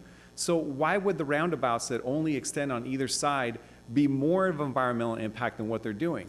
My point is that by Caltrans doing their own environmental assessment this way and their own review, they end up having determining what they actually want out of the program. So we do need to get other professionals in here to look at it. I'm also going to give the City Council a few different documents here that they may not are back from some time. One of them describes the retaining walls that go from 13 feet up to 23 feet. And then that's from Fish and Wildlife Services. And then the other one is from the Coastal Commission, which was actually for the rock development, basically saying that, that the highway widening is against the Coastal Act. Final thing I'll just say is that for everybody that lives in Lindemar and have you, it's going to be 1 hour delays or more. Thank you, Sam. At that point, yeah. Cynthia Kaufman.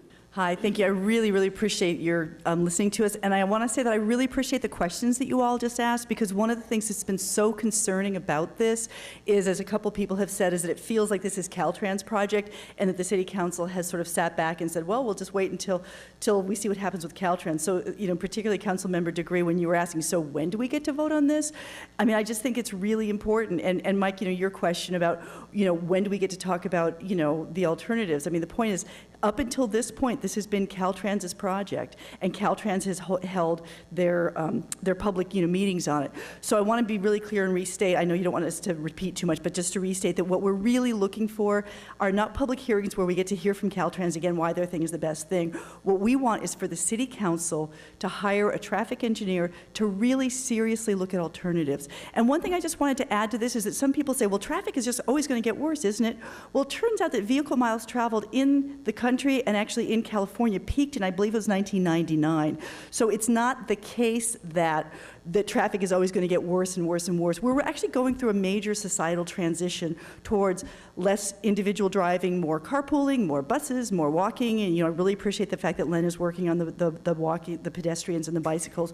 So the point is, we can come up with I think that if we look at this seriously and the city takes ownership of this project, we can come up with a set of alternatives that will deal with the traffic problem without destroying the beautiful scenic nature of our town.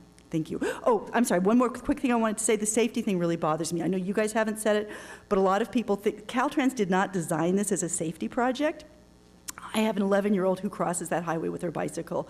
If it's 6 lanes, I'm not going to let her cross it on her bicycle anymore, and I think that would be really terrible. Thank you.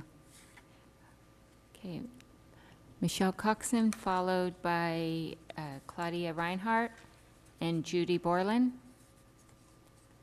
Good evening. My name is Michelle Coxon. I live in Sharp Park.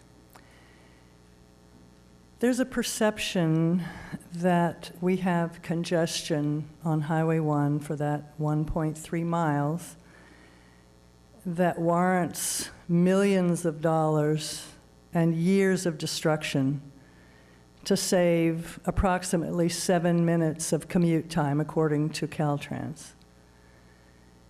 That's just one of my reasons for supporting PH1A and asking council to please consider the combination of alternatives. Obviously, others perceive that there's enough of a problem that this has come to the table.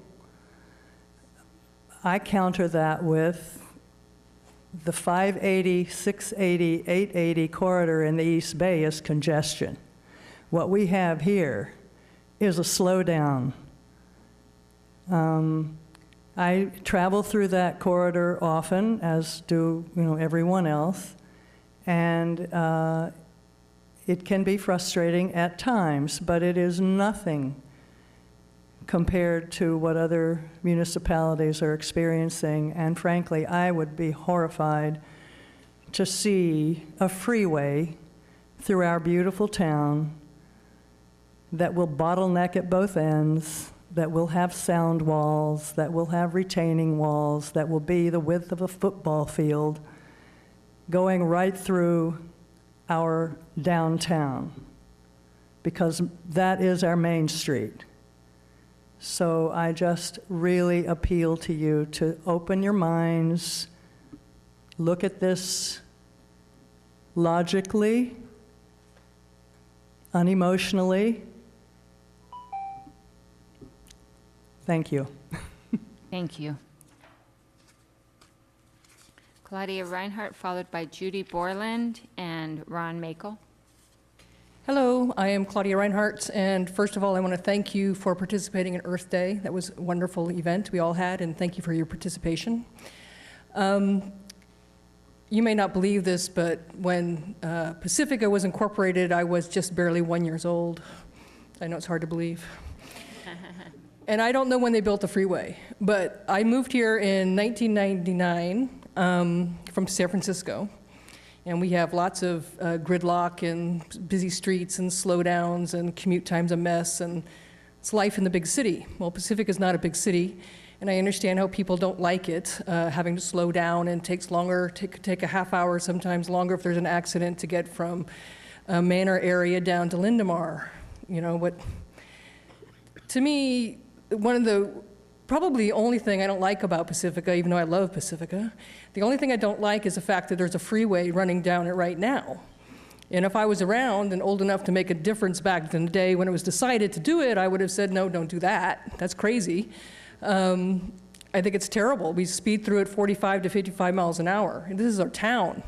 You don't even know it's a town if you drive through. If you're going down to Half Moon Bay and you have no reason to stop at Mazzetti's, you don't stop and you keep going, and it's our town. And someone just said something about the retaining walls and they don't want them. Well, we already have them.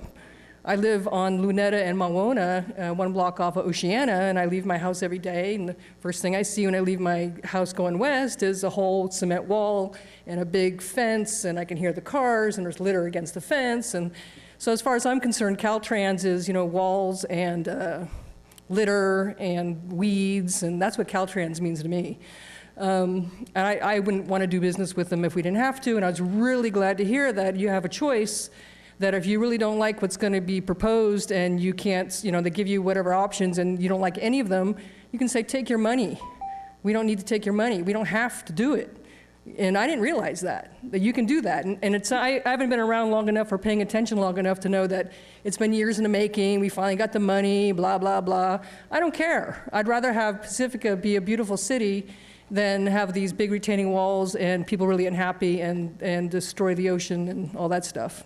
Thank you. Thank you.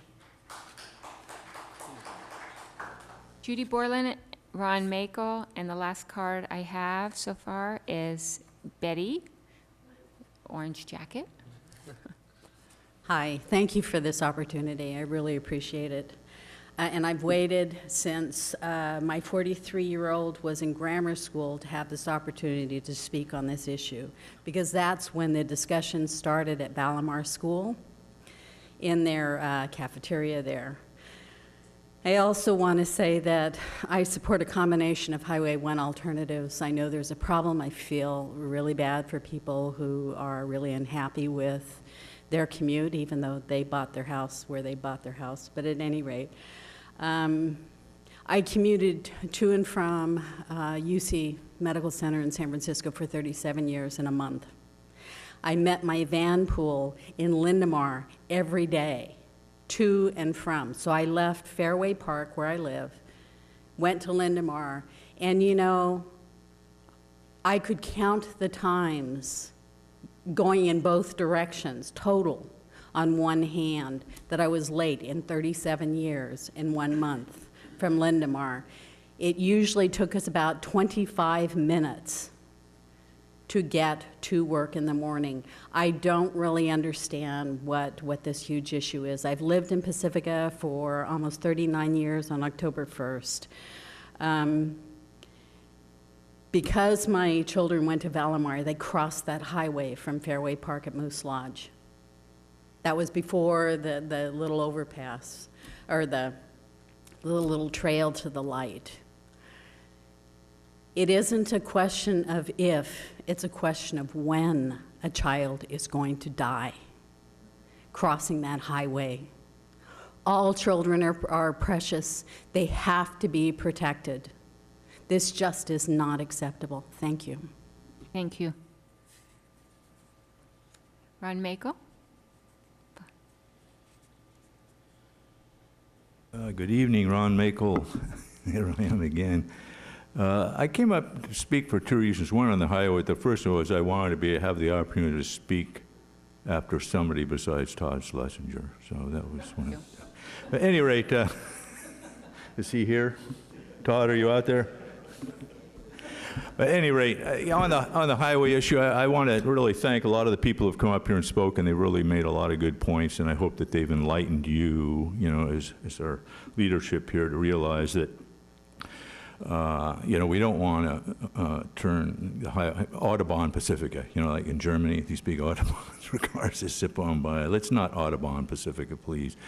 I'm really disappointed. Maybe it just because it'd be nice to roll back this whole thing a number of years, because when I got involved with PH1, it kind of was the impetus to look at the highway really closely, and the turn lanes and the pedestrian and the mediocre pedestrian walkway on the east side. And whatnot, what have you, and I realized that there's so much potential to make this corridor, beautify it and make it more pedestrian-friendly, inviting, and connect the communities of Fairway, and provide pedestrian access for people at the hotels in Rockaway so they could walk across the highway, walk a nice, safe, inviting sidewalk up to the surf spot or to the bowling alley. You can't do that, and that's really kind of ridiculous. We need to get all of this connected, especially with pedestrian access. And as some of you may know, there was a historical idea of putting a causeway connecting the national parks, Maury Point over to Shell Dance Nursery, which I think that would be great too. I know the Park Service is very much in support of that. But there's so many things that we could do to make this corridor really provide a beautiful and much more user-friendly place than just adding all of this asphalt. And so anyway, I just hope that maybe, just possibly, we might get another shot to put more input on what to do with this corridor. What do we really want to do here at Pacifica? Do we just want to make Pacifica a freeway town?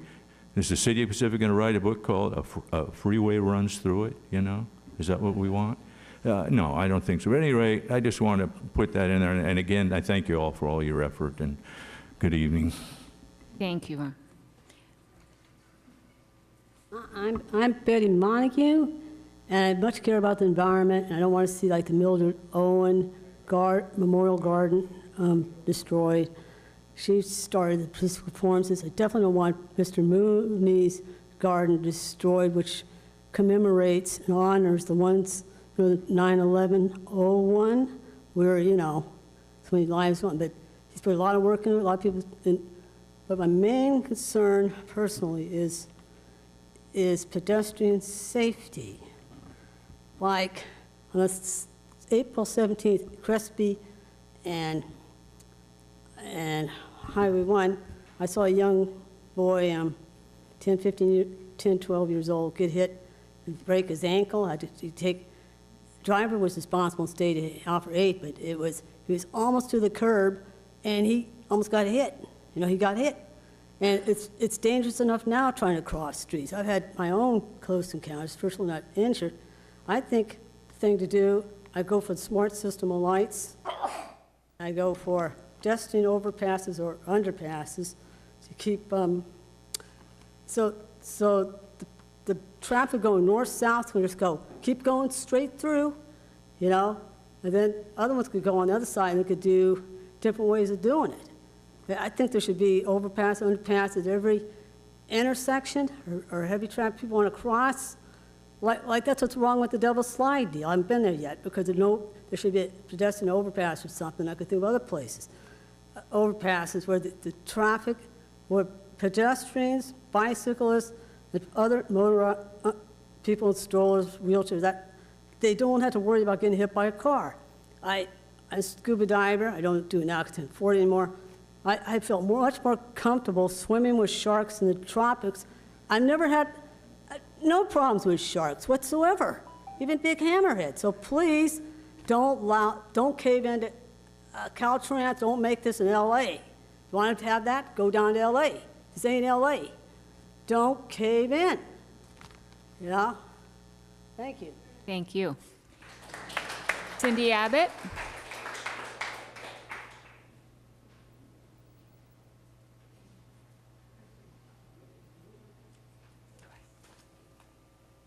Good evening. I'm Cindy Abbott, and I wasn't going to talk tonight, but I felt compelled to, and I'll try not to repeat things. I really appreciated in watching you and hearing all the comments how interested each one of you has been in really I believe, hearing what was being said tonight. And I think that it helped allay and to make sure that you were seeing something that was a concern to me, and that was really the lack of clarity on what the next steps are and what will they mean for us. That's a fear that I have, is that somehow things will move forward and then it'll be, oops, didn't really think that that's what we were doing at that point in time.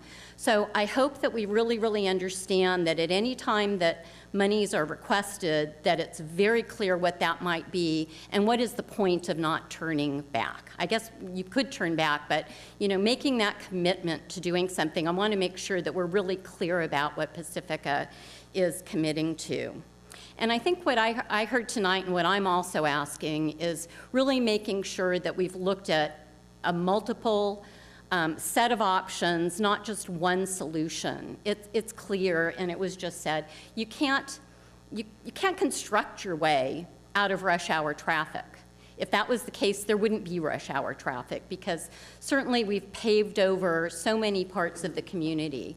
And for the very limited amount of time that there's issues here in Pacifica, I don't think that's something that we need to move forward with. So I hope that there is the openness to have that conversation between the council and staff and citizens to really look at a mix of approaches that can solve multiple things, which is everything from traffic over a very limited amount of time over the course of a weekday to how can we move around town a lot better even on the weekends when we're here and when we want tourists to be visiting, and to have people actually stop here in Pacifica, not go rolling through it.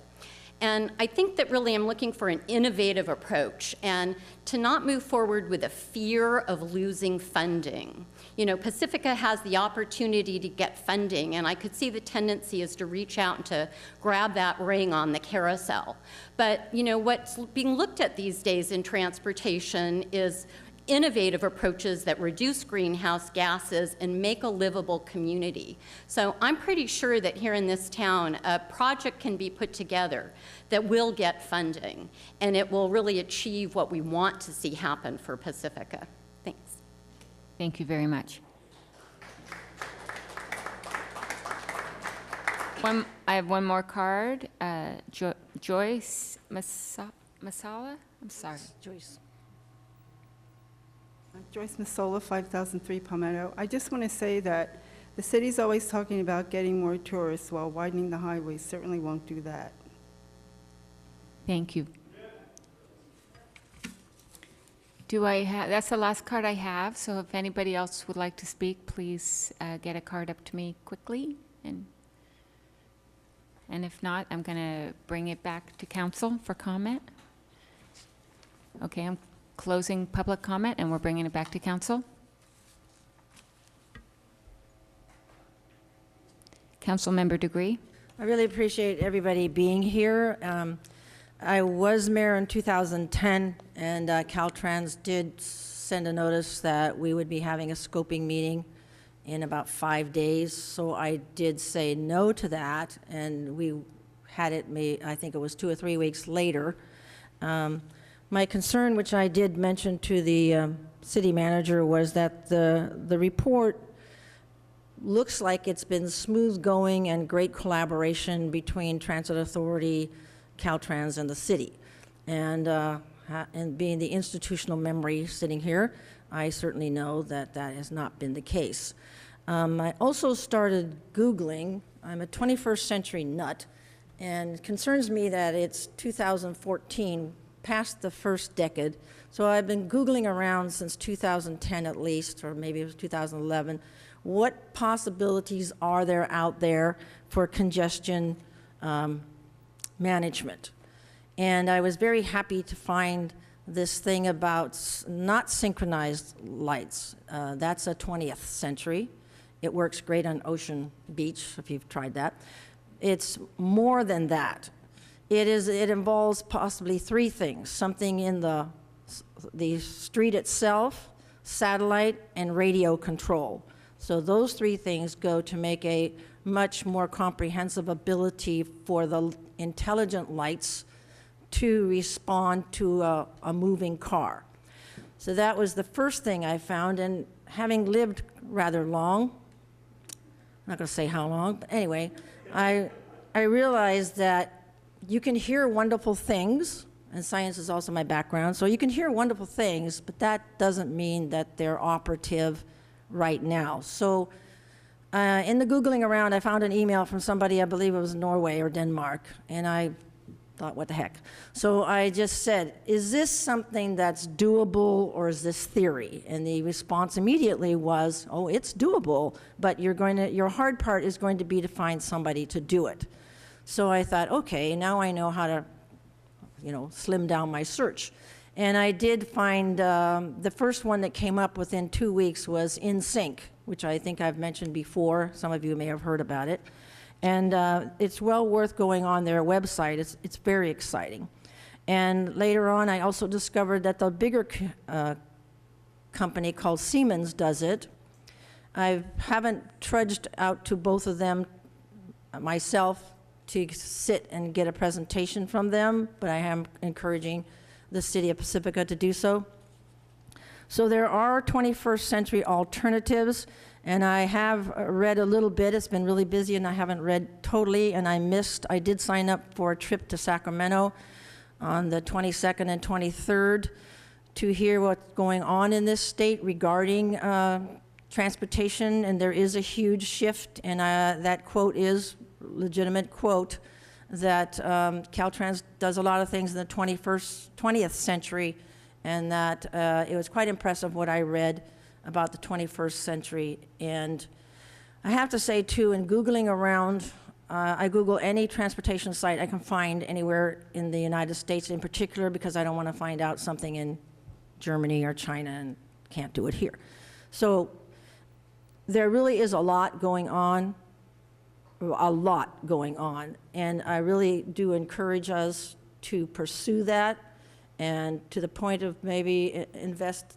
Well, I think listening to those companies, because they come with their engineers, and I agree in being skeptical. Remember, I come from a science background. You have to test everything, and you're not afraid to test and fail and find out something didn't work. So I think that when I say we should get a consultant, maybe from those companies, I also have to balance that with, well, they are having a product to sell as well. So we need to think that through. But I really appreciate everybody coming here.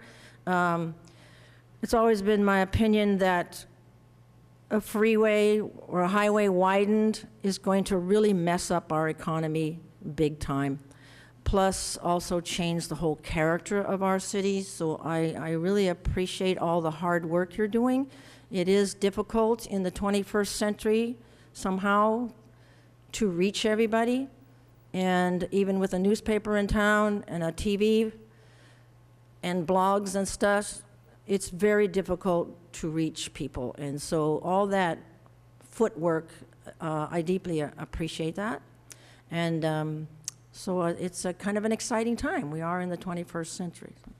That's my little spiel for that. Thank you. Councilmember Stone. Thank you, Mayor Pro Tem Irvin. I just want to thank everyone for all their comments. I was taking about 3 pages of notes here, and I really do appreciate the comments, some of which I haven't heard before, so that's really nice.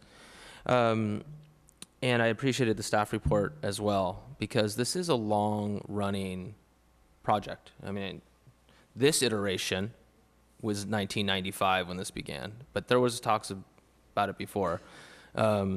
So, I mean, I was in 8th grade in 1995, just to kind of get in perspective here. So you look at this information that's coming along and the processes that have, gone with this. And, the city started this up originally, and the city pursued this, whatever you want to call this form of project.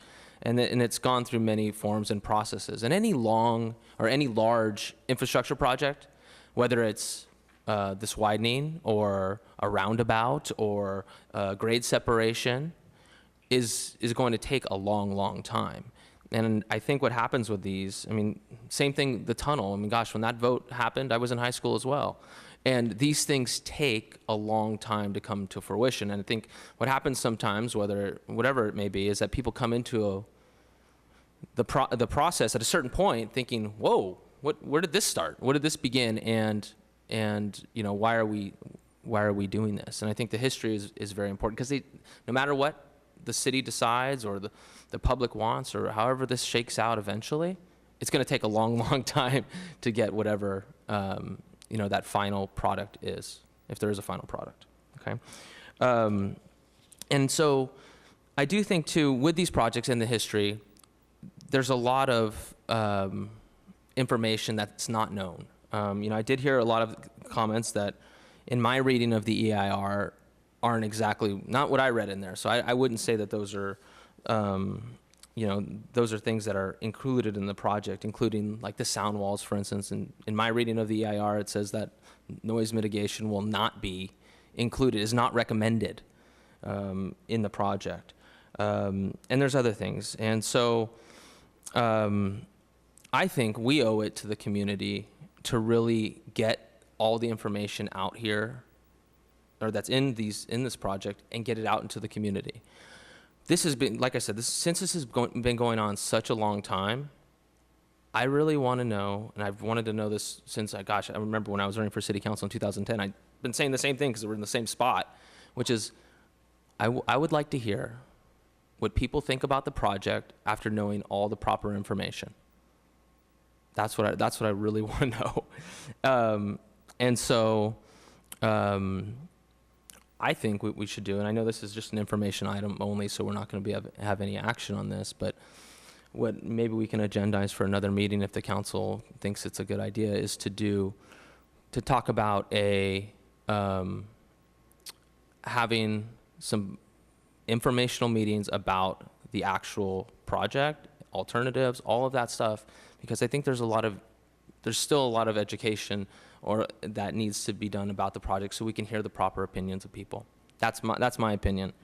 So I don't know how council feels about that. We can talk about it at another meeting. This item, there's no action today, but I think that would be something that would be helpful for the community, so that we can hear the proper feedback on this. Like I said before, thank you everyone for these comments. It's really a lot of information, and it's going to take a couple days to kind of decompress on all this and get another perspective from it. So I thank you for your comments, and thank you for staff for putting this out, because I think people have been unsure about the process and what's next and all of that. So knowing that the city fully intends to do public meetings, and that maybe it's not the most cost-effective thing to do with our staff resources and what have you, knowing that the information, this could just all be gone in a couple months as well if the EIR is decertified. Knowing that is going on, thank you for getting that information out. I appreciate that. Thanks. Councilmember O'Neill, would you like to make any comments? I have no problem if we want to have informational meetings. I always think more meetings out there, more public outreach is always a good thing. Van? I didn't mean to start. I want to ask one question, or maybe actually the attorney needs to know. If, let's say, the EIR is decertified or sections of it are decertified, but let's say some is still good, does that open the comment period for people to make new comments about the? Yes.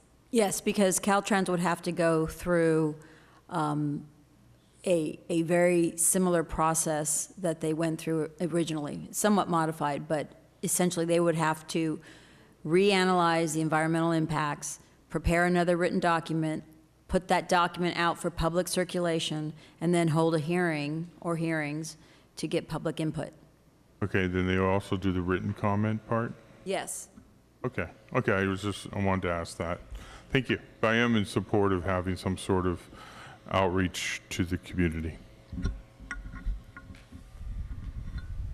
Okay, and I would just like to say thank you again to everybody. It was very insightful and very helpful to hear from all of you, and I agree. There's two different types of meetings that we're talking about. There's informational meetings where we'll get that information. There's also your feedback about that information, your own information. There's also that aspect of considering about traffic engineers and other experts that we may want to consider being part of the discussion. So we've got lots, that we're thinking about, but I hear what everybody's saying, and I think it's really important to listen to your insight and feel your passion about this issue. It's definitely evident, and I think we want to do everything we can to make sure that we have a complete process with the information that is needed. Your concerns are expressed, your questions are answered, so everybody has clarity, and even we have clarity on what we're talking about. I think that's really important as well. So it's a group effort. We're going to go into it together. We're going to figure out what is best for Pacifica as we move forward, and I really feel like we're going to have a thorough process before all is said and done, and we go about making that vote. There's lots to discuss, and however many meetings it takes, that's the number of meetings that we're going to have. So I just, really want to reiterate that I want you to have trust in the process, that we do care deeply about you feeling heard, and that we are responding to what you've told us. So thank you for being here. It shows so much, concern and effort, and we really appreciate that as well. So with that, I think I guess there's a couple others. Okay, just a second. It was before me, I don't know who it is. Was that you? Go ahead, Sue. Oh, okay. Okay, Yeah, Councilmember just- Degree. Yeah, just a couple other things, too.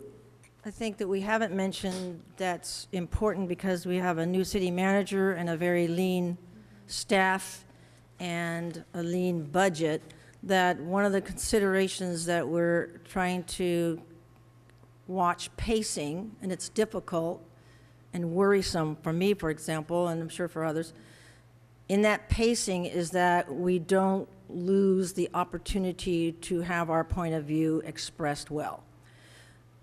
So the city manager needs direction from us, and we have to wrestle with what direction to give. So I know I'm championing at the bit to hear more about 21st century traffic congestion management strategies. So I think, just so you realize that that constraint of timing is also upon us, that we have to deal with. And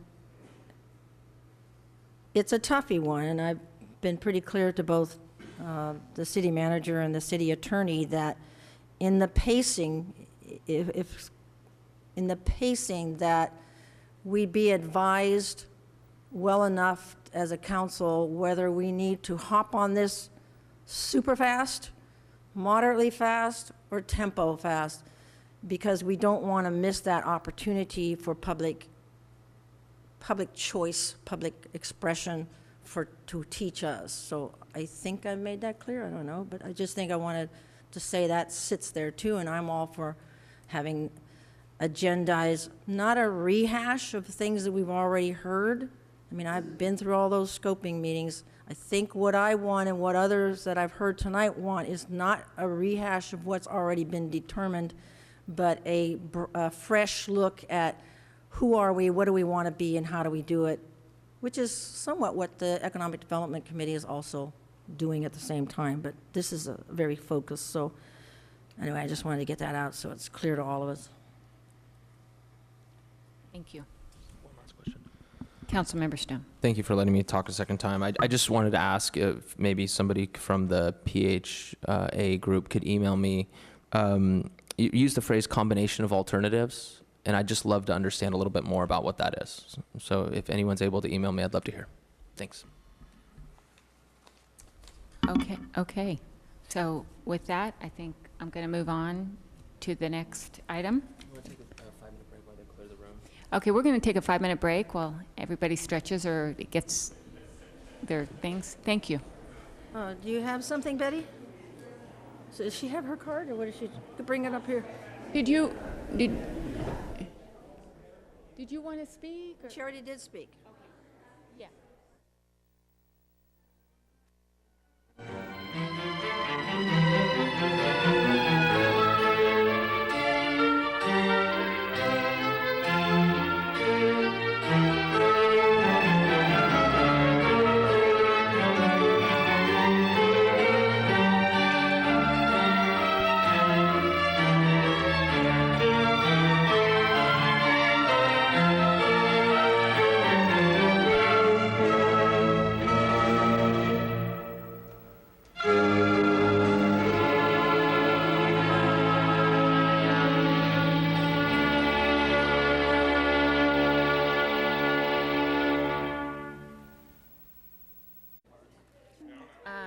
No, I think that's it. I had him going 3 different ways.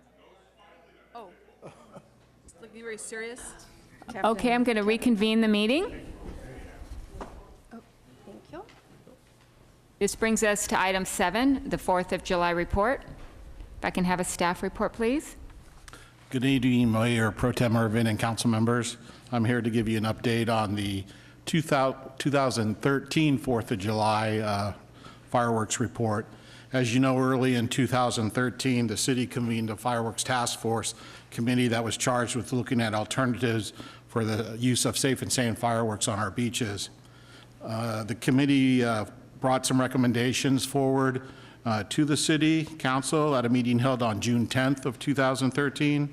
And as we went into the 2013 4th of July holiday, we were implementing some significant changes as to the way that we managed the 4th of July. Some of those changes that we made were only allowing safe and sane fireworks on a defined portion of Lindemar Beach, as well as in 2 designated parking lots, if you remember. We also required some additional cleanup hours from all the nonprofits that staff the booths. That was cleanup hours in addition to the hours on July 5th. That was the normal day that they responded, typically, historically, every year, and we required some hours in addition to that. And then also that there was an emphasis to be placed on promoting a community anti-litter campaign. So on February 10th of 2014 at a council meeting, we presented a report on the 2013 activities and the issues surrounding the use of fireworks in the city of Pacifica on that holiday. Some of the lessons that we learned were addressed through the council, and there were 4 items that were identified as needing further study. One of those items, the first item that I'll talk about, was the closure of the parking lots to prepare for the evening's activities, to allow those parking lots to be used for safe and sane fireworks. What we learned is that we closed those fireworks for the entire day, and it minimized some of the available parking for the daytime users of the beaches and the surrounding areas. So what we're going to do, and remember too that last year was kind of a transition year for us. That was the first year that we implemented all these changes, and we knew that that everything wasn't going to go perfect. We had hoped for perfect, but we recognized that we probably wouldn't get perfect. So one of the things that we're going to do this year is we're going to, the 4th of July this year falls on a Friday. So on Monday, with the cooperation of Public Works, we're going to post all those parking lots and let the community know that those parking lots will be closed on Friday the 4th at 4 p.m. So they'll be able to utilize those parking lots for the entire day. And then at 4 o'clock, the police department will go down there and make sure all the cars are out of there and then get it prepared for the evening's activities. And we feel we should have ample time to do that. One of the other parking areas that arose when we closed the Rockaway Beach South lot, the surfers lot, is that it was felt that a lot of those motorists parked in the parking lot directly west of Nick's Restaurant and took up a lot of the parking lots that would typically be used by the business, people that were visiting the businesses there. So we're going to have our staff monitor that area a little more closely this year and try to minimize any impact on the local businesses as a result of people parking to, do the fireworks. What I actually, as you probably have the report in front of you, actually number 2, I'm going to skip for a minute and jump down to number 3. The cost of the city's services exceeded the surcharge that the city received from the sales of fireworks, and by about a little bit more than $15,000. So in looking at those costs, it's difficult to make up $15,000 easily. Most of those costs are personnel costs, to be quite frank. So in working with the fire department and the police department, we feel that we can come up with $12,000 in cuts to personnel cuts, and that's through eliminating some of the staff that actually work on that day, and then part of it is the actual reduction of hours. So instead of having an employee come in for maybe a 10-hour shift, we're going to try to have a more finite amount of hours that coincide more with when the activity is the heaviest. So we may take a 10-hour shift and have them work a 7-hour shift. And you take a 3-hour multiplier by a number of employees, and that's how we're coming up with that number. That leaves about $3,000 that isn't accounted for. And what I did in looking at that is I looked at 2012 to 2013 sales, and then found out what the percentage of increase of sales was, and then I took that same percentage and factored in for additional sales for this year. I think with a stronger economy today than a year or two ago, I think that's a safe way to go. using that percentage factor, and that actually ended up being the other $3,000. So I think the increase in sales, total sales, is going to increase your total surcharge, your 8% safety fee, which will make up that other $3,000. So we should be able to cover the $15,000, and there should be no net cost to the city as a result of the 4th of July holiday. Now I wanted to go back to number 2, which is the litter from the 4th of July. And, you know, there's been a lot of community members that have come forward to the council and expressed their concerns with the environmental concerns and the litter that's on the beaches after the 4th of July. And I think we would all agree that, yes, there is litter on the beach from the 4th of July activities. However, there's a lot of other litter on the beach. You know, there's litter on the beaches from people having their lunches out there, from a multiple of things. And so it's not just we've come to the conclusion it's not just a 4th of July litter problem. We have an opportunity to expand this to a citywide litter campaign. And we thought that was a worthwhile step to take. It involves a little bit more time, and it's going to be carried out over a little bit longer period to get the message out. But some of the things that we're doing this year that I put in front of you is the 11 by 17 posters that we had made up. And it's a smaller version of the larger poster here. And what we envision doing with those posters is getting out to all of our businesses in the community and get them to partner with us and put those posters up in their storefront windows. And the idea is that when you as a resident or a visitor are in our community, every time you turn around, you're going to see this litter message. And hopefully everybody will, give it a little bit more thought than they normally might throughout the year, not just on the 4th of July. And collectively, we can make Pacifica a little bit cleaner. That's our hope with that. With the larger posters, the vinyl, those are 2 foot by 3 foot, and those are designed for the fireworks booths to display. So we'll get those out to the booths so that they're putting that same message out there. And as the people visiting the booths, buying their fireworks, hopefully that will catch their eye, and we'll get that message out there also. And we also have added the litter message onto the flyers that we pass out at all the booths to all the customers, and the flyers that we pass out at Lindemar Beach, where the majority of people go. So this is our first step with the litter message. As much as I look at myself as a police chief and not a litter manager, it's been kind of an exciting experience, honestly. So it's kind of neat to kind of get it going and see what happens with it.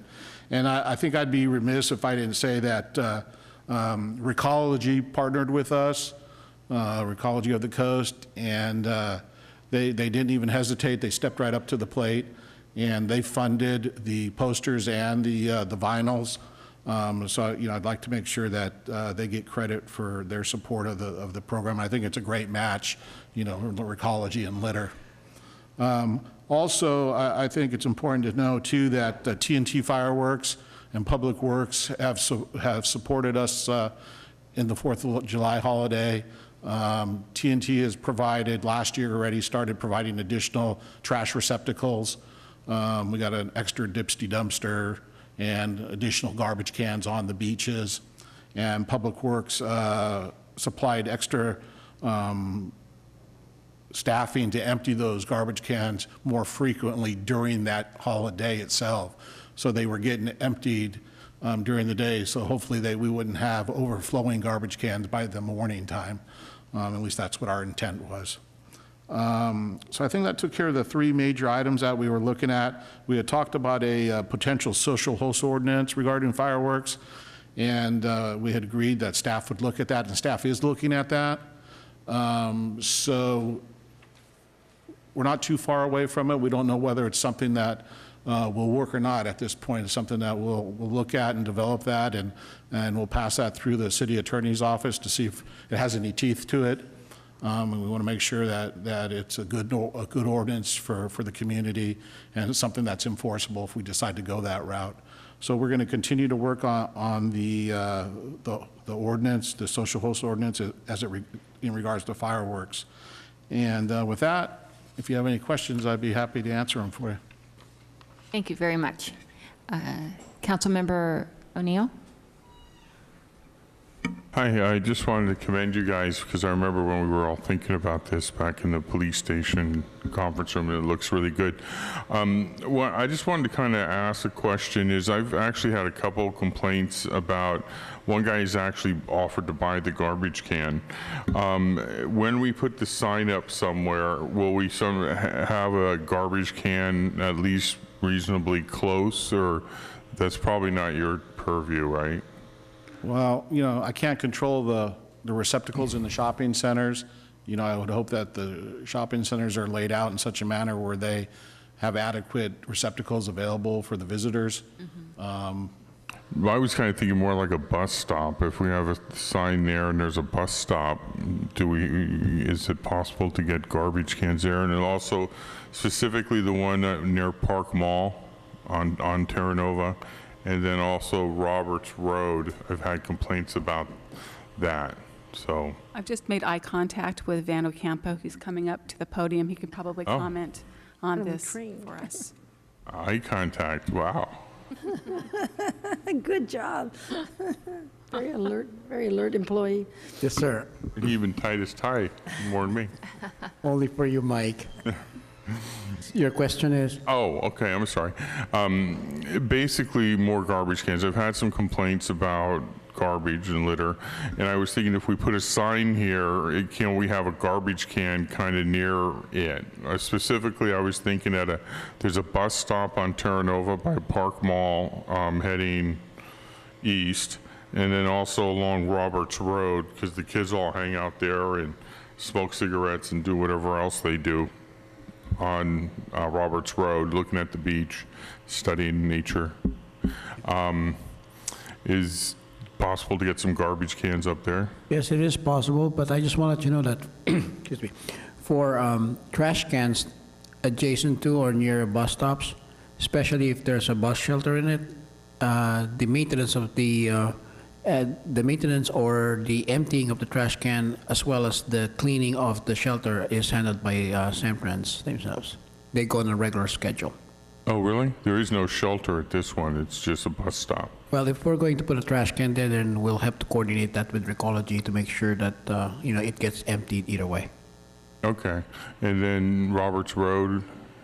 We'll look into that. Okay. I was just thinking a couple of those signs and then garbage cans right near them might, make it look better. Okay. We'll coordinate the effort with the chief in trying to get those posters on our trash cans. Okay. All right. Thank you. Councilmember Degree? I was thinking of the cigarettes as well. Has there been any notice of increased or a lot of smoking going on? So there's a lot of cigarette butts hanging around too? Has anybody noticed that? I haven't received any feedback on that personally. I mean, I know cigarette butts are, a daily issue. I know those are things that they do find on the beaches. When at Earth Day, the booth right next to our booth happened to be making the little cans specifically for cigarette butts. So it's obviously an issue. So hopefully if we have enough trash receptacles, in and about the community, that the butts will find the garbage cans, hopefully. My other I don't have a question though. Oh, okay. Well, do you have any questions? Okay. Let's see, what was I going to ask?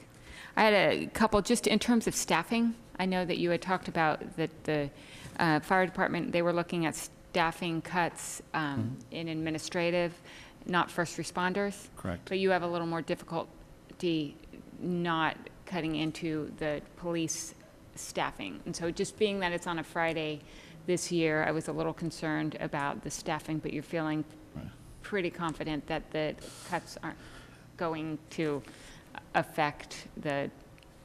It's always a challenge, right? Right. Trying to anticipate what your needs are going to be.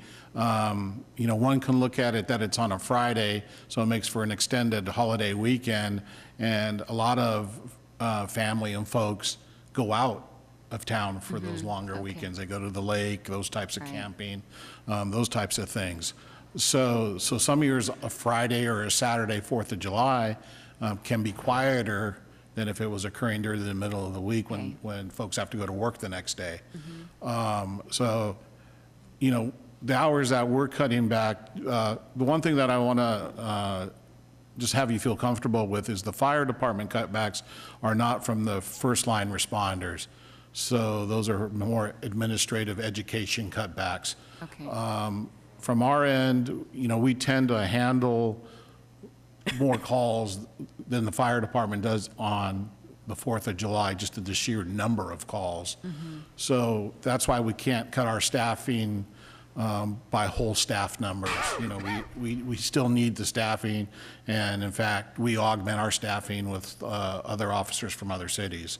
But what we will do is we'll reduce the hours so that they come in a little bit later in the afternoon, where it tends to get busier.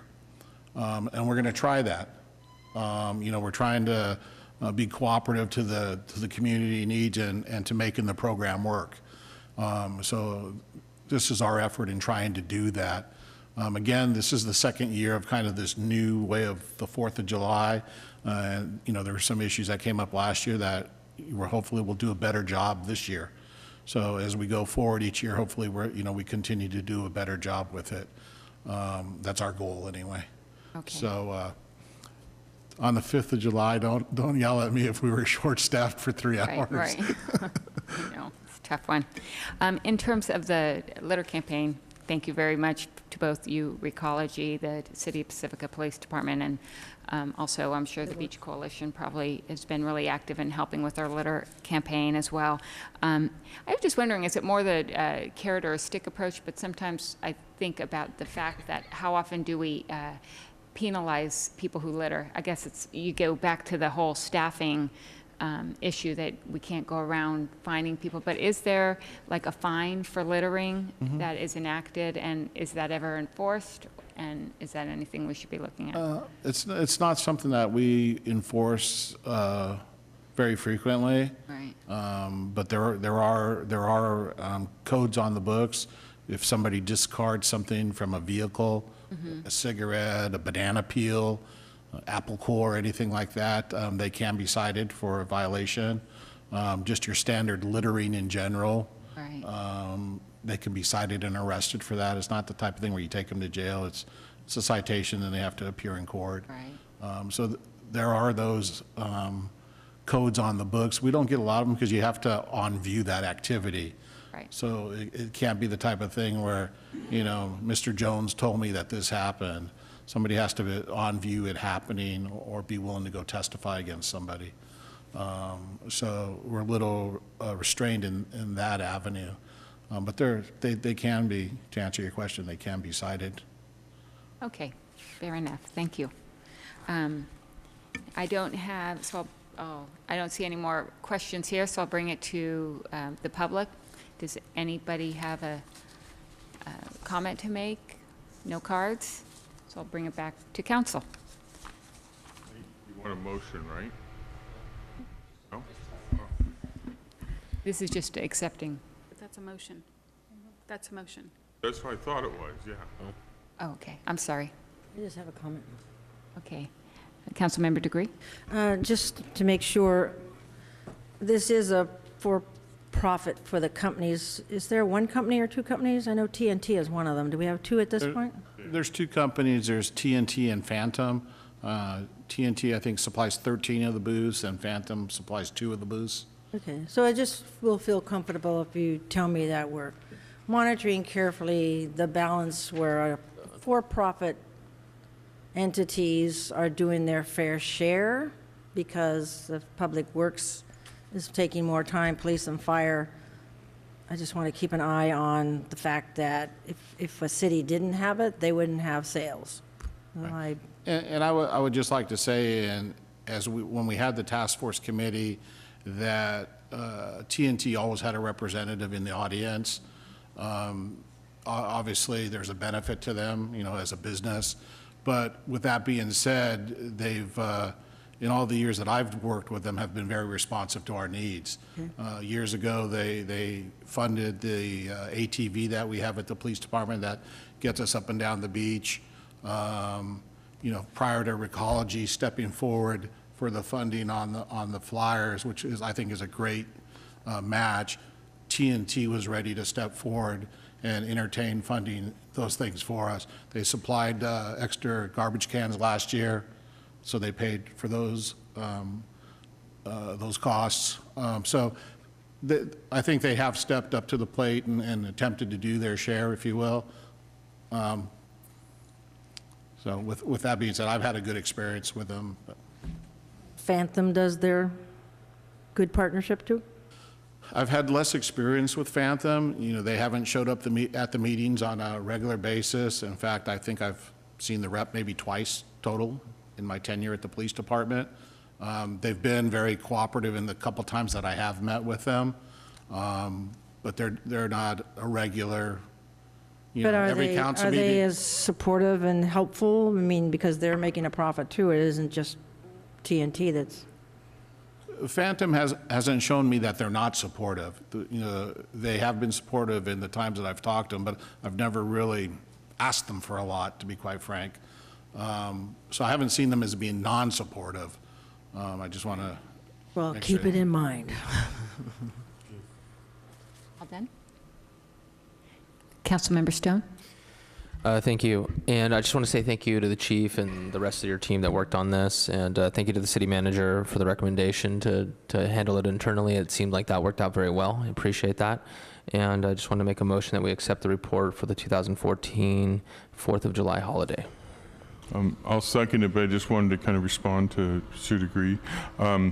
Actually, Phantom does 2 booths here, and they're much bigger over in San Bruno, but they did do it proportionally, you know, with TNT, and they like figured it out, and then they sent a check to TNT, so they did do their share. Thank you. And he also bought dumpsters, rented dumpsters, if I remember right, for Lindemar Beach. Thanks. TNT. Good, thanks. Okay, so I have a motion and a second. Let's vote.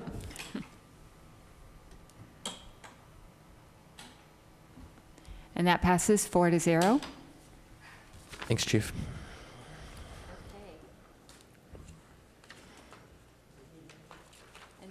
And that brings us to our last agenda item, amend the 2014 City Council Liaison and Committee Assignments. Oh, we're not done yet. Very quick, it should be. Do we have a staff report? Mayor Pro Tem and council members, Mayor Pro Tem Irvin has requested a change in the 2014 City Council Liaison and Committee assignments. Currently, Mayor Pro Tem Irvin serves on the Jefferson Union High School Pacifica School District Articulation Committee and wishes to be rotated off that committee. Councilmember Stone would be her replacement to serve as the council representative along with Councilmember O'Neill. Any questions?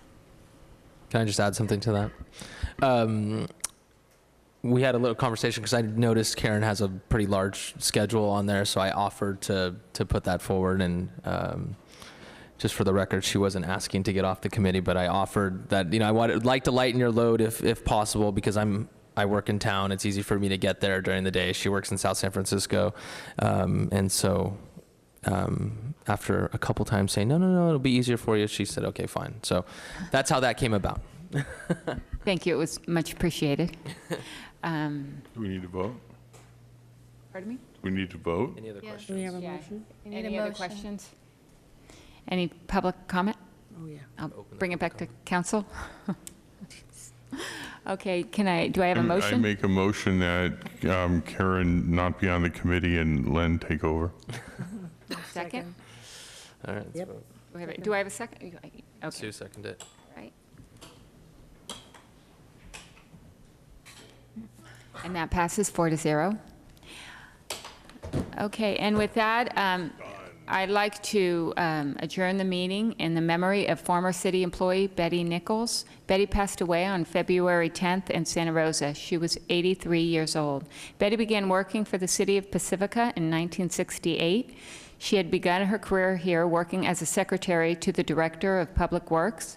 4 years later, she was appointed the Deputy City Clerk and Secretary to the City Manager. Betty worked for the city for 28 years and retired in 1996.